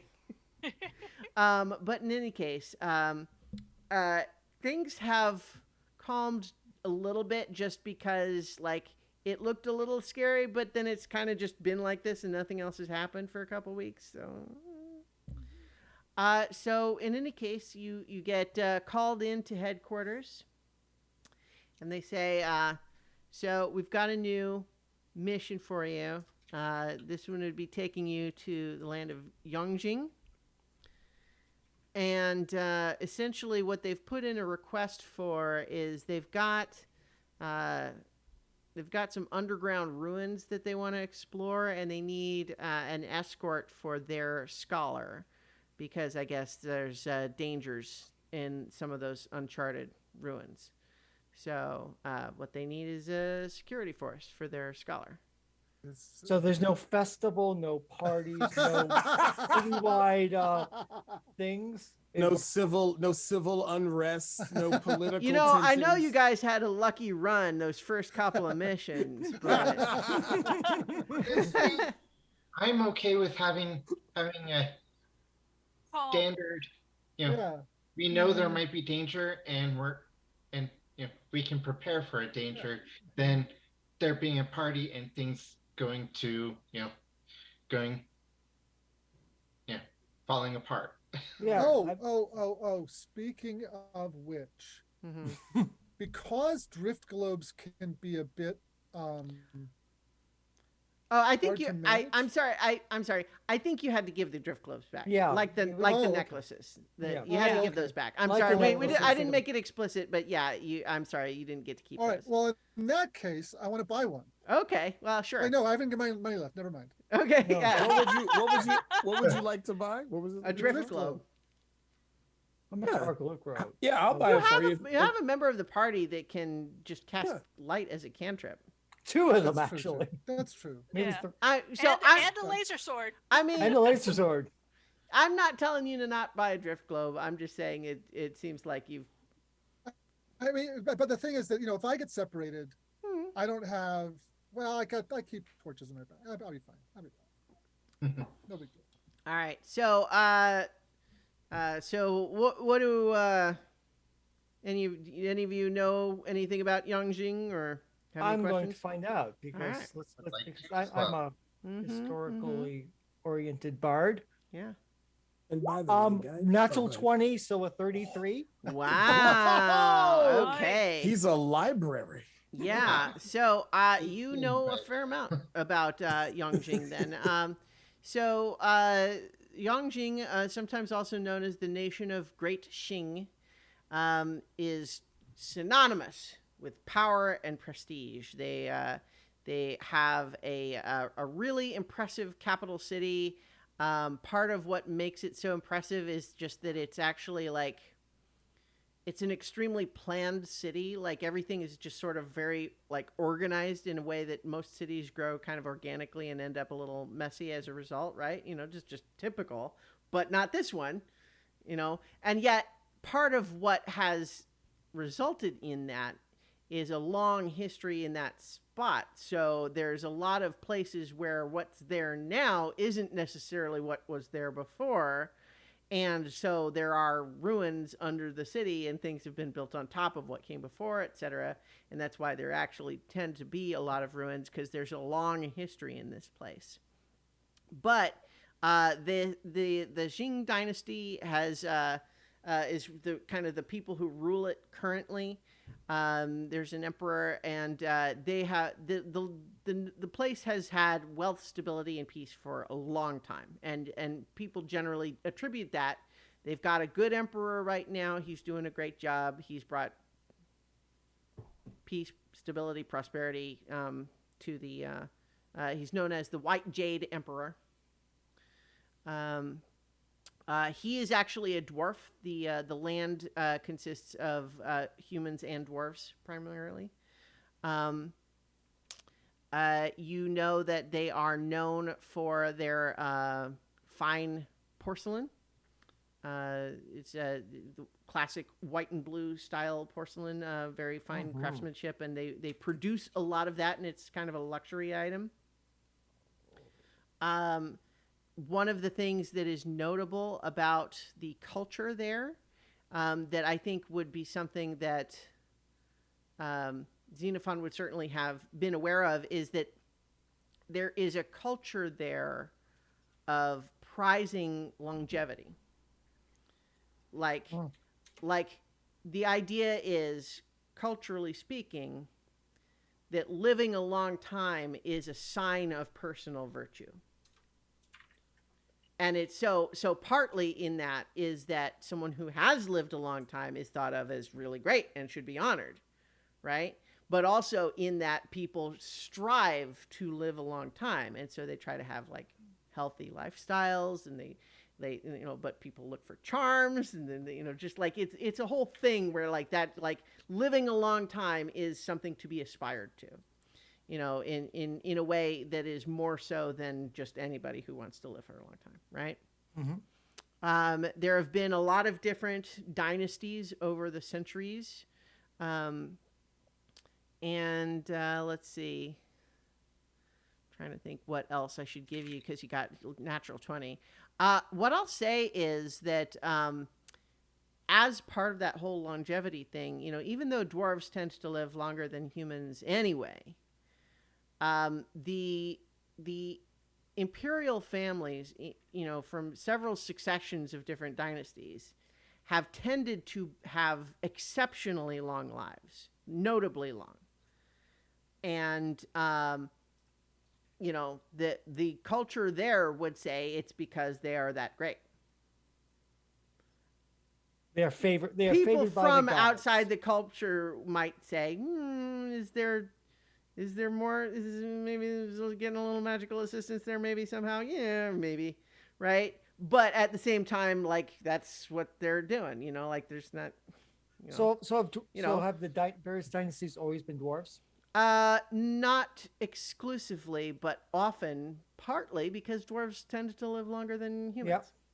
Yep. There is actually a legend that is sometimes recounted of a dwarf who was forced from the throne by a human, and the legend goes, she simply had all of her servants prepare an extra fancy bed for her, and she literally just took a nap through the entire lifespan, duration of the human usurper, and then when he died, she just resumed the throne.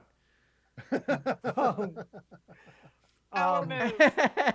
Our move. So that's Can you say petty? No,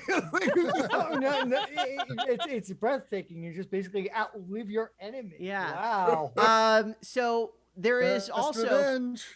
partly because they have such a hierarchical structure in terms of like the governance and all of that, and cultural, so to speak. And because longevity is such a big deal, there is a whole lot of like court intrigue stuff that happens there, right? Like, especially because it doesn't happen very often. Anytime you are going from one emperor to another, it is literally the case that until someone has held the throne for a full year, they're not really considered official. Because sometimes people don't last a whole year. Right? But like once you're there and you're solid, you're likely to live a long time. But that's not always true, because there's other ways that someone might die in those transitional periods that are rockier, so to speak. But in the meantime, there's also just a lot of like intrigue and bureaucracy as far as the governmental structure, right? So that's also part of what you would have heard about there. Like, any other questions about any of that? I might be able to give you a little more. How at least among more common people, how long is a long life? Well, I think for the humans and dwarves that are not as part of the ruling class, it's like, I mean, it's the same as any healthy human or dwarf somewhere else. Okay. Yeah, it's not the whole nation does not live an especially long time. They prize the long life, but they live average lifespans otherwise. But it's the ruling class that seems to live extra long, and not even the entire ruling class. It's not like it's a gradual, like, slope. It is the people at the top live exceptionally long. Okay. Yeah. So, but like it's not literally just one person, but it's also not like a graded curve, right? It's the people at the very top live a long time. Everyone else lives more or less average for people who try to be healthy. So someone who's 110 years old and in the prime of their life would be looked on as good. Yeah, no, like that person, they would say, yeah, that person is doing it right. They're doing a great job. And in fact, it's also sometimes used as justification for, like, if people are down on their luck, is like, well, you just, the goal is to outlive whatever hardship you're currently undergoing. So which basically, is sometimes used as a justification to maintain the status quo of something, right? Right. Yeah. DNR's probably going to be in good shape then, if they are 110 years old. Well, as a half elf, though, like it's a little different, but Full elf, but yeah. Oh, full elf. Yeah, excuse me. Sorry. Yeah. So in any case, all of those things about them. That most people there are fluent in Common, but there is a language called Xingyu. Xingyu is whatever, like, most people speak, but most people you encounter will speak Common as well. What's the cuisine like? So I can sure. Like Kantan know. Yeah, I would imagine some of this is not stuff you're asking your boss at the Shield Bearers, but you're discussing, right, as you take the white jade Concord jewel. Yeah, and stuff I've come across, and I know what my fellow party members are interested in. Oh boy, though, a typical meal in Yongjing might include sweet or savory buns, salty pork, and stir-fried dandelion leaves. Wintertime stews are flavored with bone marrow and laden with sliced lotus root mushrooms and bamboo shoots. That's summer, wintertime. Yeah. In summer... Yeah. So are we going in winter or summer? Well, just a second. In summer, Yongjing's courtyard gardens are filled to bursting with oranges, lychees, plums, and peaches. And so I guess I'm going to say let's roll a d20. Or a d12 to say what month is it. You roll 1d12. It is 4. So it's April. Wow, that's appropriate. Yeah. All right. So yeah, I would say you are, you don't have all of those fruits ripe yet, but you're more in the winter style. But in any case, it's not so cold though that you need to bring your cold weather gear or anything. All right. But so in any case, your mission is to report to the capital city, and you have an appointment to speak with Secretary Wei. The last time we saw a secretary, we wound up seeing somebody much higher in rank. I don't think we're going to see the emperor this time. You're given the impression that this person is probably a pretty important secretary. Oh, okay. Yeah. And part of the reason for that is just that, I think I'll give this last piece that I'll give you for your natural 20 on history is they have soldiers, like they have military, right? And so there is maybe just a little bit of a touch of, why are they hiring the shield bearers for this? Right? Like, they surely have fighters and stuff that could do something like this. So why are they hiring the shield bearers? Court intrigue. Yeah, obviously. Court intrigue, but and it may be that, and so I think what you're told is just like on that basis, I would imagine that you're dealing with someone at a higher level who has the authority to ask for such a thing and can pay for it, but probably it also means that discretion is going to be a good idea. Well, certainly. All right. So, as you make your way, I will go ahead and put you on the map for Yongjing. Check out this city map, guys. I see the orderly plan. Oh, Yeah. nice. That's a very Mm-hmm. yeah. No twisty streets all like here. Yeah. And by the way, guys, as we're traveling around and you guys are seeing Exel, he is very calm, very still, almost as if he's taking in all his surroundings. But if you pay a little closer attention, you see he no longer breathes. Mm-hmm. And the only time he eats is when he's trying something that Kanban makes. He also, to your knowledge, sleeps still. Oh Lordy, what did you do? Nothing. What is death but the eternal sleep? Mm-hmm. So while as you arrive here, I have a handout for you. That let me share with you. It is the Hall of Divine Wisdom. That is gorgeous. Mm-hmm. Yeah. I'm there for it.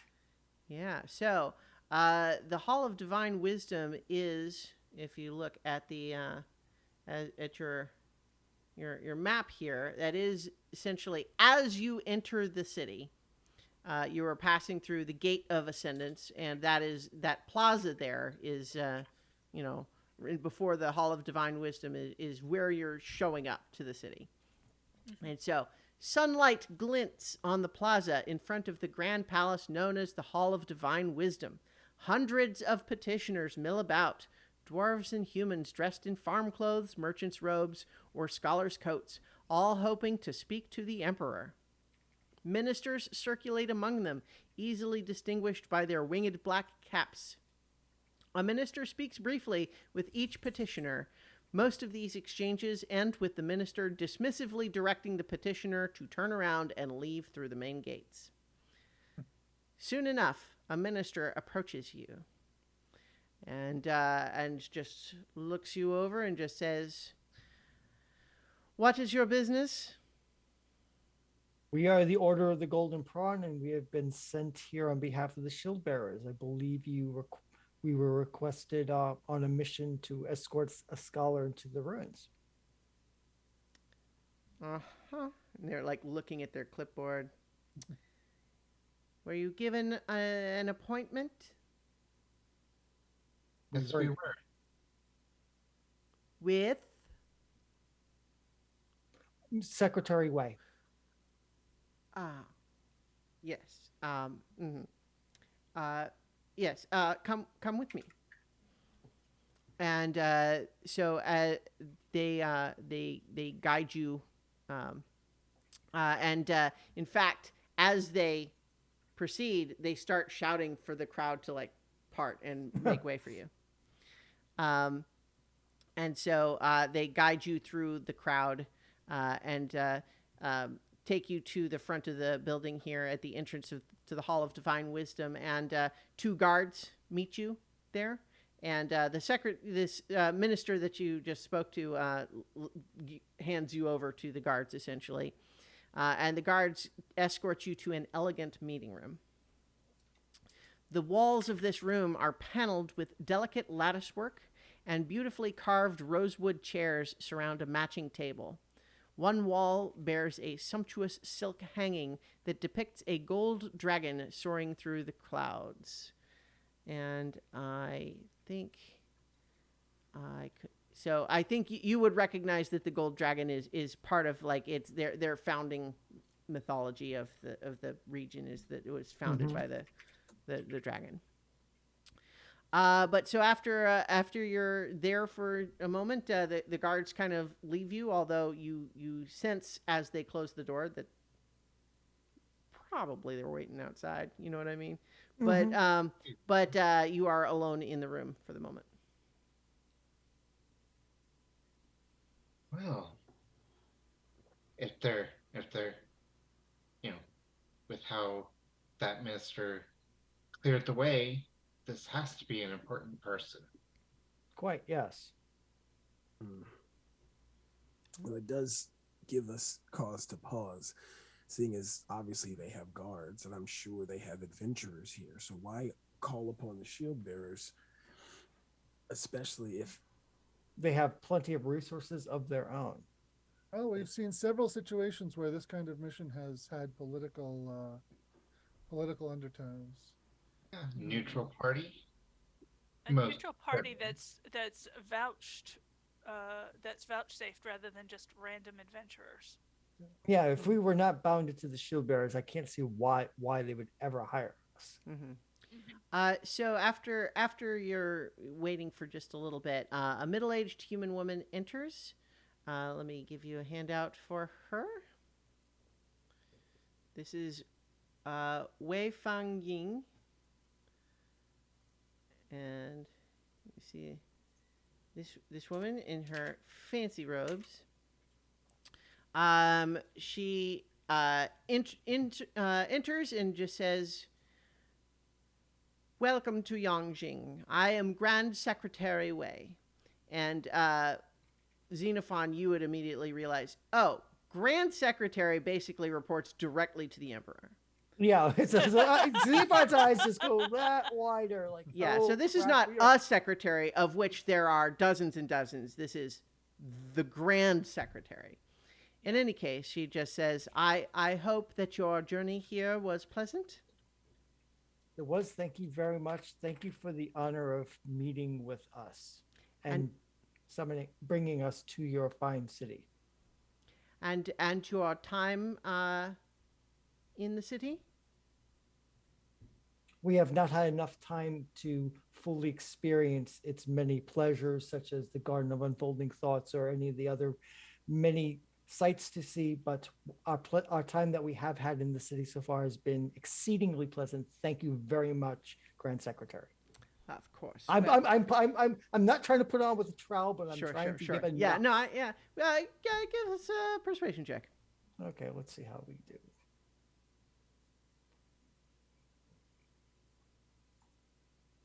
Come on. Do the thing.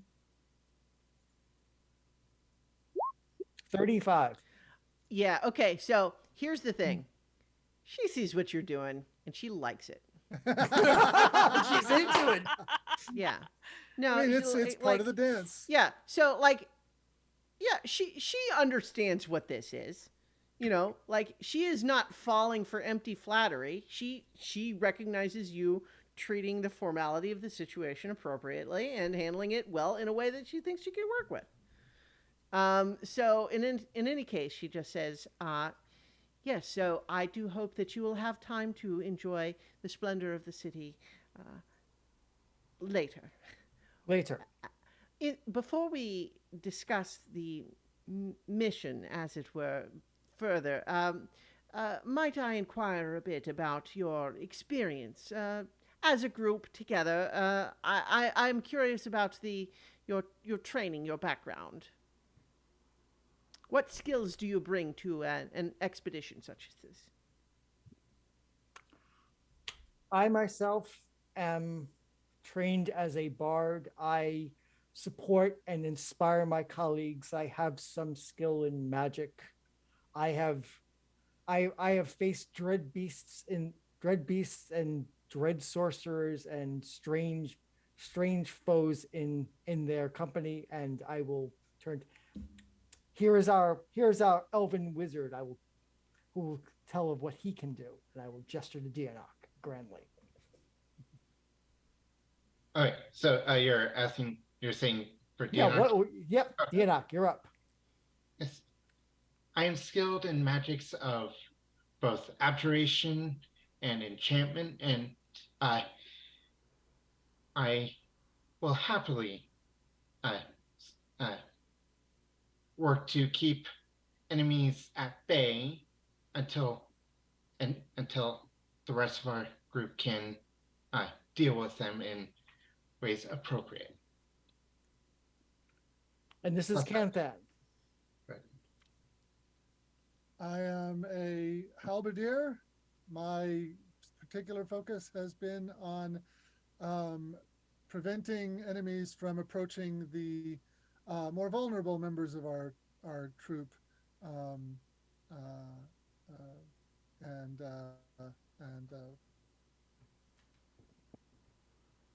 yeah, like that. And this is Axel. And Axel bows slightly and says, I study the arcane. I try to control the battlefield with my skills to aid my comrades. And this is Flounce. Pleasure to meet you. I am a studier of runecraft and also one of our frontline fighters to protect those who are more skilled in magic and attack from a distance. Applicable skills all. I wonder if you might indulge me with some of your most spectacular deeds. I do enjoy a good tale. So tail. That's a tail. That's a tail. That was a tail. The most dramatic one was probably our defeat of the purple worm in that other place whose name I can't remember. Or the aboleth. Or the aboleth.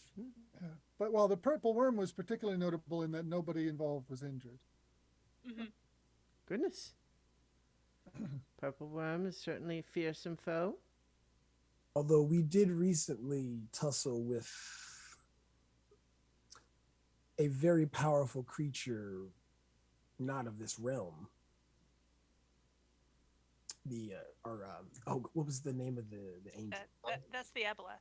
No, the angel. Angel. Artavazda was the Artavazda. name, and so that they were a specific type of angel called a peri. Yes. We've went against a peri. My goodness. I can't help but be curious as to how that would come about. They are celestials, aren't they? They are indeed. They are indeed. This is the realm of insert realm here. and a matter of politics and. Would you all like me to remind you of the name? Yes, of the please. Place? Yes. Yes, please. Casinafine would certainly know. Ankaring Sangar was the name of Sangar. Yeah. And it was I was actually not going to mention that one, but no, but it's like, but can we That is where you fought the purple worm. Yeah. Anyway, when we face the foe, we can face the foe. Mm. Facing the foe is a different thing, and not in this realm. That's a different realm. Well, thank you for sharing those insights and adventures with me. Here is what I'm hoping to have you do here. This is an archaeological expedition primarily, And were everything to go in an ideal fashion, I would imagine you would all be quite bored because there is no planned violence required. However, some of these ruins are unexplored, and some of them have been known to be dangerous in a number of ways. Whether there are monsters that have been living underground, possible unquiet spirits, or simply the ordinary dangers of caves and ruins, such as tunnel collapses or cave ins and things of that nature. And so we have a scholar that we are hoping to send in. We are looking for we have recently discovered a new set of ruins that we believe to be the palace of the last ruler of the Yun dynasty, known as the Mountain Cloud Empress. And this is right beneath the old city and right underneath our present day Yongjing. And so our scholar is hoping to find the Mountain Cloud Empress's diaries, which would have been kept alongside her greatest treasuries. And you would be her security escort. I would say that, again, because you got that natural 20, Xenophon, you know that the Mountain Cloud Empress is a little bit notorious because she is one of the rarer empresses or emperors that was not usurped in a traditional way, but actually taken from power by the people who felt like they were being mistreated, and they literally rose up and committed a revolution and tore her from the throne. Oh, I'm not going to reveal to her I know this. Well, so yeah, so you know that is the Mountain Cloud Empress. Okay. And so my hope is that the diaries might be recovered, and ideally, as I said, we may find that your presence was not necessary. However, I would certainly rather have you there and not need you than discover that there were in fact dangers unaccounted for. That sounds like it would be we understand. We don't. It would be terrible for the scholar to suffer a fate without proper security, such as we can provide in against unquiet dead monsters and other travails to be found in the underground. Mm-hmm. Do you have any questions? Is there any particular content of these journals that or diaries that are being sought after, or is it just the historical record?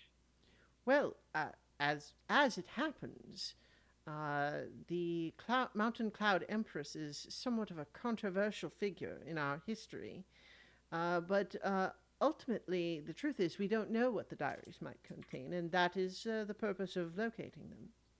Ah, okay. And would it be just one, one volume or a series of volumes, or is that no? We don't know that. No.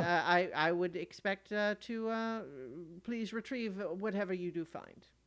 What our scholar is, of course, going to be the one to. She is the expert in these matters.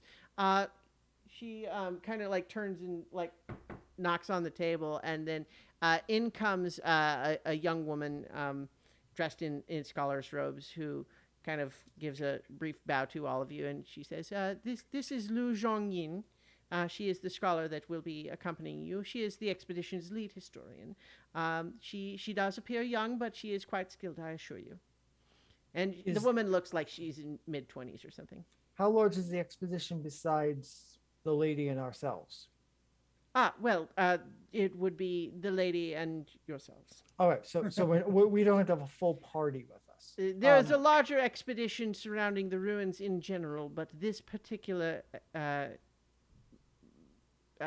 dig is this event. Looking for the diaries will be you and Lu Zhongyin.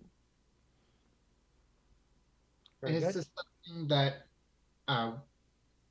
should not be talked about to others, or is it? I would request secrecy uh, as I mentioned, the Mountain Cloud Empress is a controversial figure. There are some who would prefer to see any mention of her not be brought up. But it is my feeling that we must be aware of all of our history if we are to um, learn from historical mistakes. But there are some who find the whole time period embarrassing and would potentially protest the expedition were they to know about it. I am familiar with We are, we're familiar with that mentality. I assure you, however, you have full authorization. There is no question of the legality of your expedition. It is simply a question of avoiding interference. Understood. No. So I am prepared to offer you an initial payment of 1,000 gold for each of you, plus an additional 1,000 gold for each of you when our scholar is safely brought back and the investigation is complete.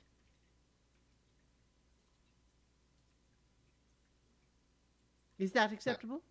That is agreeable to me. I think those terms are acceptable. Yep. Like Good. in the meta, I would hope so. That's a lot of money. Yeah, it is a lot of money, which makes me wonder a lot. All right. If there are no more questions, then I will give you this voucher. And she pulls a sheet of paper from her robe and slides it across the table. You must take that to the there's the Ministry of Finance, and they can issue your initial payment. You'll go to them for the follow-up payment as well. And I also have this for you. And then from her sleeve, you see that she must have like dozens of little pockets in her sleeves. Mm-hmm. But she pulls out a spell scroll. It's like, this is a spell scroll of sending, which you may use if you need to reach me at any point during the expedition.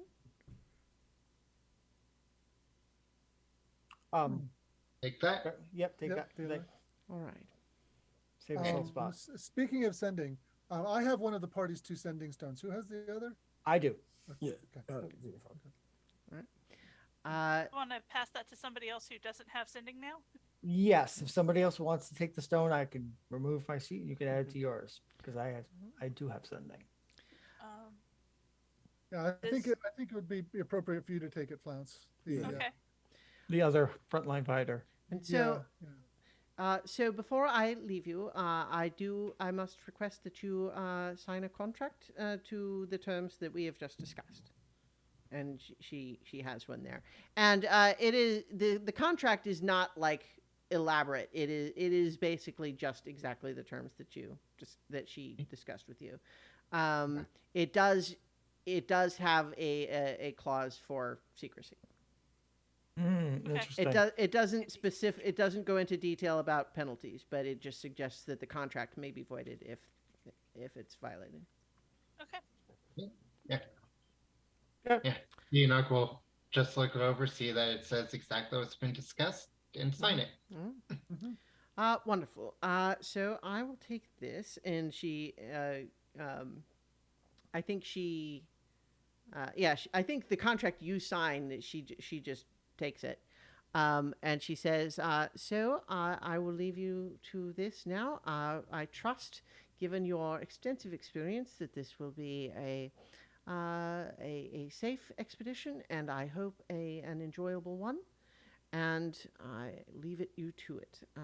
Please don't hesitate to contact me if anything should arise. However, I will leave any additional questions you may have to Lu Zhongyin. And thank you, and Grand she Secretary. Leaves, and as she leaves, the scholar who hasn't said anything up to this point does a little bit of a. Hello, I am Lu Zhongyin, and I don't especially have anything to add. She explained it pretty well, but I am who you're going to take down there, and I hope that I won't be a burden for you, but I am also not a Is this fighter. So is if this your first time in a ruin such as this? oh no, no, I've been in ruins, but generally speaking, there are a lot of ruins that have been, cleared out or investigated before. We are going to be the first in to these ruins. I understand. Well, some of us are more combat frontline combat capable than others, and some of us need to be protected from damage. So I understand your hesitation.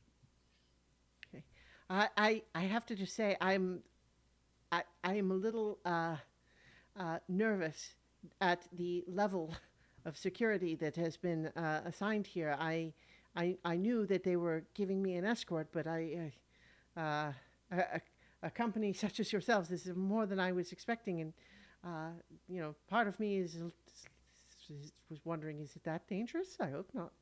But Well, here's hoping we're all very, very bored except for you and Xenophon, who absolutely adores history. I have a feeling that you guys are going to get on like a house on fire. mm, And myself for Yep, uh, and Enoch. Yeah, and Enoch. Yes. So the two of us.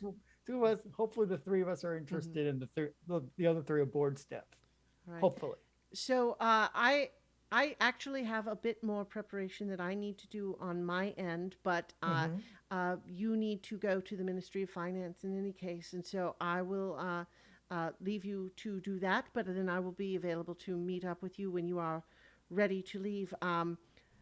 She didn't go into it, but the expectation is that we will leave as soon as we are ready. Um. Right. Where shall we meet in their fine city? Um, let's see. I think where's that section? Um, oh, well, so I can take you to the ministry offices where you can find the Minister of Finance, uh, and then I think she just gives you a location Okay. to meet up. All right, so she walks with you through some of the hallways and takes you to the where the Ministry of Finance is. And so she leaves and goes off to do her own business. Oh, yes, she says she'll meet you at the Hall of Merit on this map, at the center of the city when you're ready to depart. But so, as you are making your way to the, uh, uh, to the, there's kind of a line. Feels a little bit like a bank, but you show to the minister of, like you Yep. show your voucher to the person who's just checking everybody's slips as they go through a line, and there's a little bit of a So the signature is. and they basically guide you through back to one of the back offices, and so and they leave. So you're in a private office now with a middle-aged man, and no, I think this is a middle-aged dwarf who says, "Greetings, I am the Minister of Finance, Dengbu Huan. I certainly I hope you don't mind coming to a bit more of a private location before we hand out gold on the order of your voucher here." It's quite understandable, Minister. Thank you So for taking your time to see us. I have my people preparing the gold as we speak. Would you prefer platinum? Platinum may be easier to carry. To carry, then Mhm. Certainly, in Yes. volumes such as this, we try to make it an available option. So, we will provide the gold in platinum. Um, I wonder, given your mission here, I wonder if I might suggest that an additional bonus of 100 gold to each of you might make you feel amenable to sharing with me some of the details of why you've been hired, what you are expecting to find in the old city. I'm Afraid- very sorry we signed a confidentiality agreement with the Grand Secretary, and it would be against our principles as the Order of the Golden Prawn to break that agreement. Of We understand your curiosity. We appreciate your thoroughness, but unfortunately, we cannot accede. Of course, I understand. I understand completely. So, if you will be here for just a few more moments, I will ensure that you have your coins, and you will be given a receipt voucher for the remainder of your payment. But that will be, of course, contingent on the stamp from the Grand Secretary. So, Indeed. and then, sure enough, you don't see that guy again.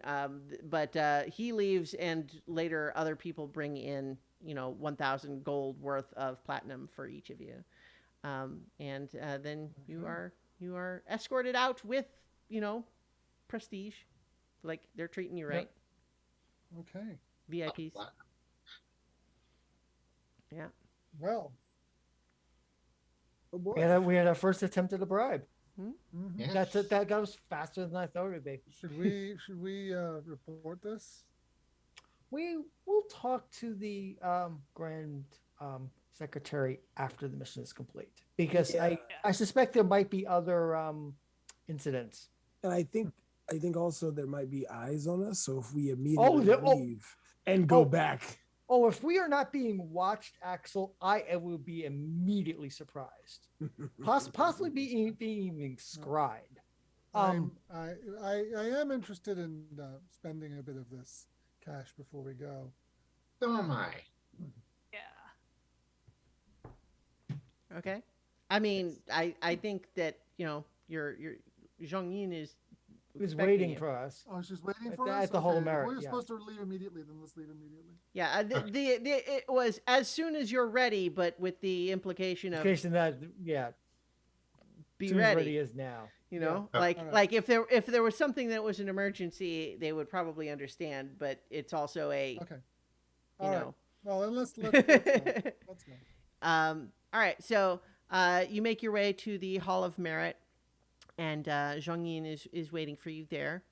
And so she leads you to a relatively ordinary looking building, and then inside to an empty basement where you see a pair of guards flanking a section of crumbled wall leading into darkness.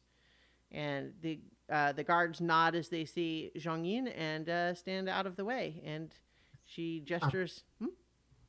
Before we enter, is Zhang Yin wearing any armor? No, she's in scholar's robes. If you would allow me, I would like to provide you with a little magical protection. Oh, okay. Diana will touch your shoulder and cast mage armor. You can do it on someone else? Yes. I did not know that. Yeah. Neat. Thank you. You're right. Yeah. All right. So, as you can see, there was a minor tremor that created a crack in the wall, and when it was being repaired, it was discovered that it was in fact hollow on the other side. This is not uncommon in Yongjing, but this was an heretofore unknown section of ruins, and based on historical records, we believe it to be an old imperial palace. But of course, due to that high prestige nature, has not been explored yet. It has been guarded since the initial discovery, as is protocol for discovery of new ruins, and we will be the first inside. That said, as exciting as I am happy to be the first scholar inside. That does not necessarily mean that I need to be the first individual inside. So I will trust your expertise in these matters. And after you. I cast light on Canthan's armor. And you get how about from the prawn? Yeah. Oh yeah. That's nice. From the shrimp on the breastplate. Yes. There you go.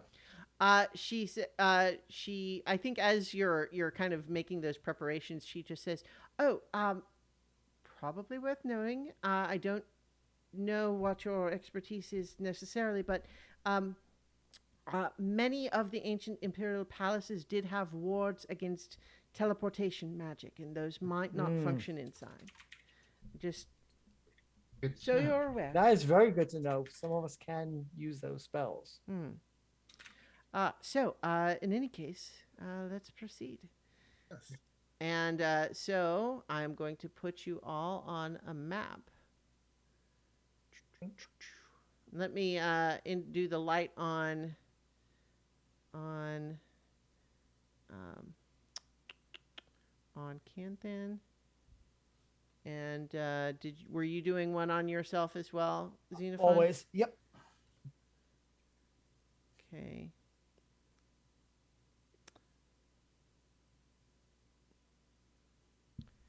Okay. Doing that. Okay, so here, as you are, let me make sure I've got my, yeah, there we go. Zoom in a little bit on here. So as you make your way in, so crumbling plaster walls, rotted bedding, and broken clay pots suggest that this long chamber was once a series of sleeping quarters and storage spaces.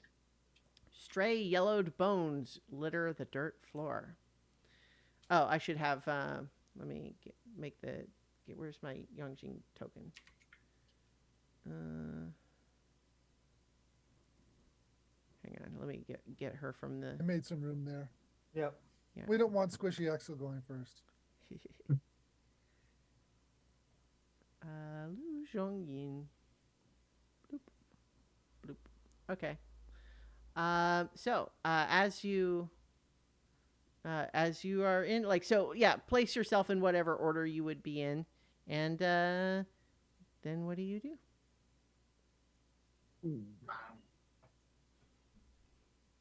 So this long chamber that it mentions is this bigger area. So like this, you're coming through the tunnel from the wall, and that's this bigger room that you can see here is what the description was for. Right. And you said there were like bones and stuff littering the ground. Did they look like animal bones, like small rodents and things of that nature? They are stray bones. So meaning like you're not seeing full skeletons or anything, but some of them are big enough that they maybe could. Let's see. If make a medicine check to look at the bones, or anyone can, but I'll try it. Oof, 7. Okay, hard to say. I mean, some of them look big enough to be like human or dwarf bones. They've kind of been chewed up by rodents and they're old, and so hard to say how old or exactly what happened there. Okay, well, at least they're old and not fresh. That's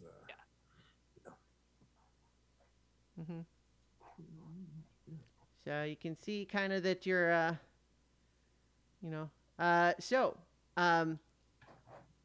stop there as you're advancing. And is everyone else staying close? So if so, go ahead and put yourselves where you would be at this point. I'm going to be in front of our scholar towards the rear. Okay.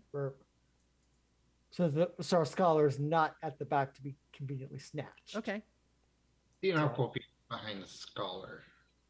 Okay. Oh, so you're going to be back behind So I just moved the scholar forward, and then because you said you wanted to be in front, and then you moved yourself back. No, I want to be in front of. I want to be back of the scholar. So scholar's the last person. I think Dianok is best at the very back of the party. Okay. So you're saying so Xenophon. When I say in front of the scholar, I'm imagining you're going in and you're in front. So you would you. My apologies. I misspoke. You want to be in front or behind the scholar? In front of the scholar. Okay. All right. So you just kept moving around. I was confused. Yeah. Okay. So, so is everybody where they would have been at this point as Canthan and Flounce and Exel are moving? Yep. Okay. So this is where we're going to roll initiative, but there is a surprise round for everybody except Flounce, who can't be surprised because of her rune thing.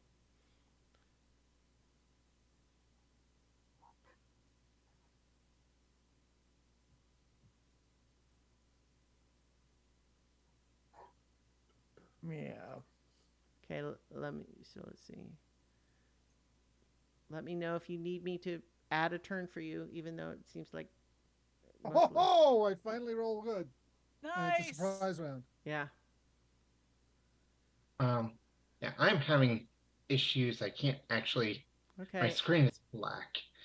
So Well, yeah. so it's a okay. I mean, are you just on the? Can you zoom the map out because you might just be No, in a like dark part I of it? I can't see my browser. Well, I don't Oh, know. Okay, I don't. I can't oh, help you with that. I that don't know. sucks. Oh.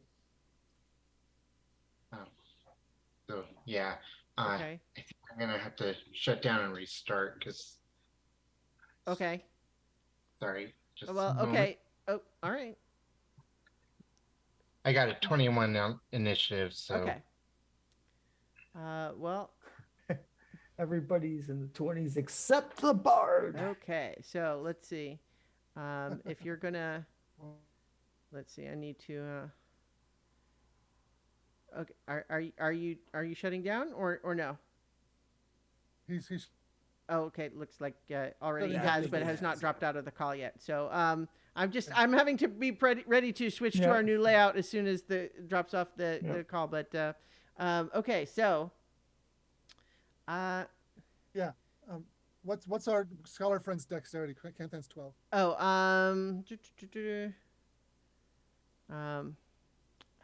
sorry, I need to pull up her stat block. Um, this is what happens when everybody's okay. There we go. All right. The stat is 15. Okay, then she goes ahead of me. Okay. All right. I'm pretty sure Flounce is faster than me. Okay. Too, so. People stop typing in there. Okay, thank you. My dex is 0. Oh. Yeah. Oh well. Yeah. She is a bunny that is all brawn. Okay, so does that mean your dex is higher? Yeah, I have Okay. I have a +2. I have a 16. Okay. All right, but this is so Flounce, because you cannot be surprised. You are the only person to notice at this point that there is like you don't see anything that looks strange, but you hear a strange sort of slithering, hissing sound to the south on the ceiling, and you look and you see strange writhing tendrils unfurling from around one of the stalactites. Oh shit! Warlock tendrils on the ceiling. Whoa. I resemble that remark. I know. That's why I said it. I know what it is, but I'm not going to say anything. My turn. So you definitely sense something hostile on the ceiling, basically, like right there. Oh boy.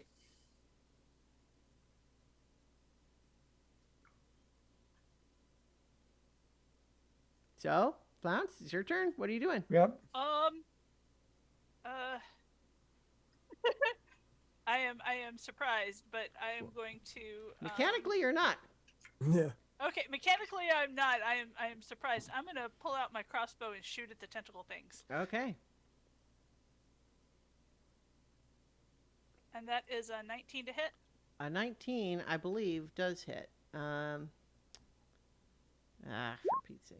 Can I get it to actually... Okay. A 19... No, a 19 does not hit. Oh, okay. Oh. Yeah. You see that you hit near where you sensed that movement, but whatever's there, its hide or its surface is sufficiently tough that your crossbow did not penetrate it. Yay! So, Yay not. anything else for your turn? I'm going to Maybe boogie warn us. a couple of steps to the. bonus action, warn the people, warlock tentacle things up above, and boogie over about 10 feet to the side so that we're not all in a straight line. All right. So the shouted warning, alas, doesn't override the fact that we're in a surprise round. So, but so what that means is, I think Nobilis has it right, is that a tendril suddenly whips out of the darkness towards you, Canthan. Gets an 11 to hit. That first. That misses. A second one gets a crit. Oh. And then let's see. Let me measure the distance here. Yeah. Okay. So now we've got another one coming your way, Exel. Alrighty. It's a 13 to hit. Does not hit. And then the fourth one only gets a 12 to hit. So you get the sense of like these strange little tentacle things, like whipping around at you, but like they try to like get around you, but you're able to prevent them from grabbing you. But Canthan is grabbed and grappled, and you suddenly find it sapping your strength. And then you all watch as Canthan is dragged 25 feet across the floor. That one more, there we go. And so now I think you are aware that on the ceiling there, what looks like a stalactite seems to have an eye and a mouth and a whole bunch of whipping around tentacles. You've roped us in really Indeed. well. So so that finishes the surprise round. So Exel, you now have your turn. Alrighty. I don't like that it has him. So then it will be. Where's the spell? You know, it's going to be 3 Eldritch Blasts going at him, but I will also declare it as my favored foe. Okay. And how many times can I? Oh yeah, I gotta check. I just got this cool new thing I can do, and I gotta make sure I can do it more than once. If not, I'll save it. But it's all the way to the bottom. Thank you much.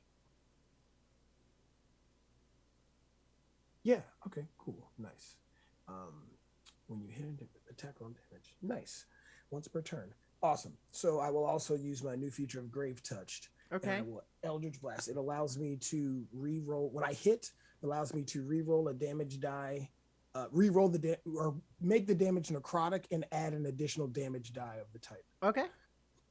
So the first Eldritch Blast.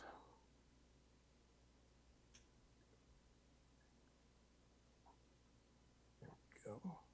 Bam. Does a 15 hit? It does not. Second one. 11. Nope, that's a critical fail. I think that one, takes the tip of the feather off of Canthan's hat. My feather! And the last one. Does a 29 hit? A 29 hits. Alrighty. So that will be. I will push him. Actually, no, I don't want to push it because that would drag Canthan. So I will not push it. But that is a damage is.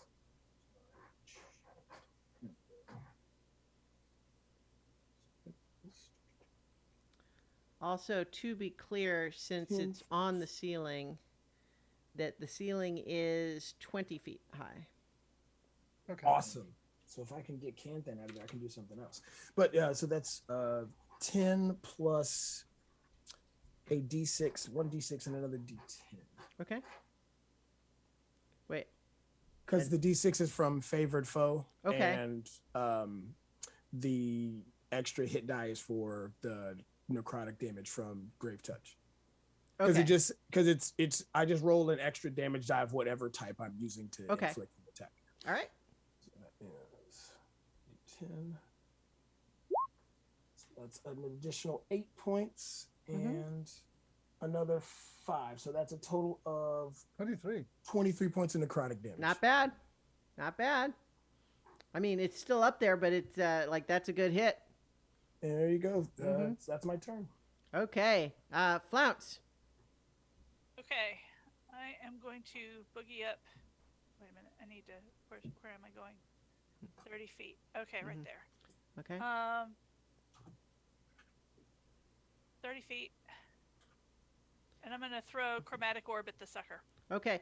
What I will say actually too though is that as you get closer, you realize that just around that sort of bend in the hallway, you see more whipping tendrils. There's more of them on the ceiling past further down the room. Okay.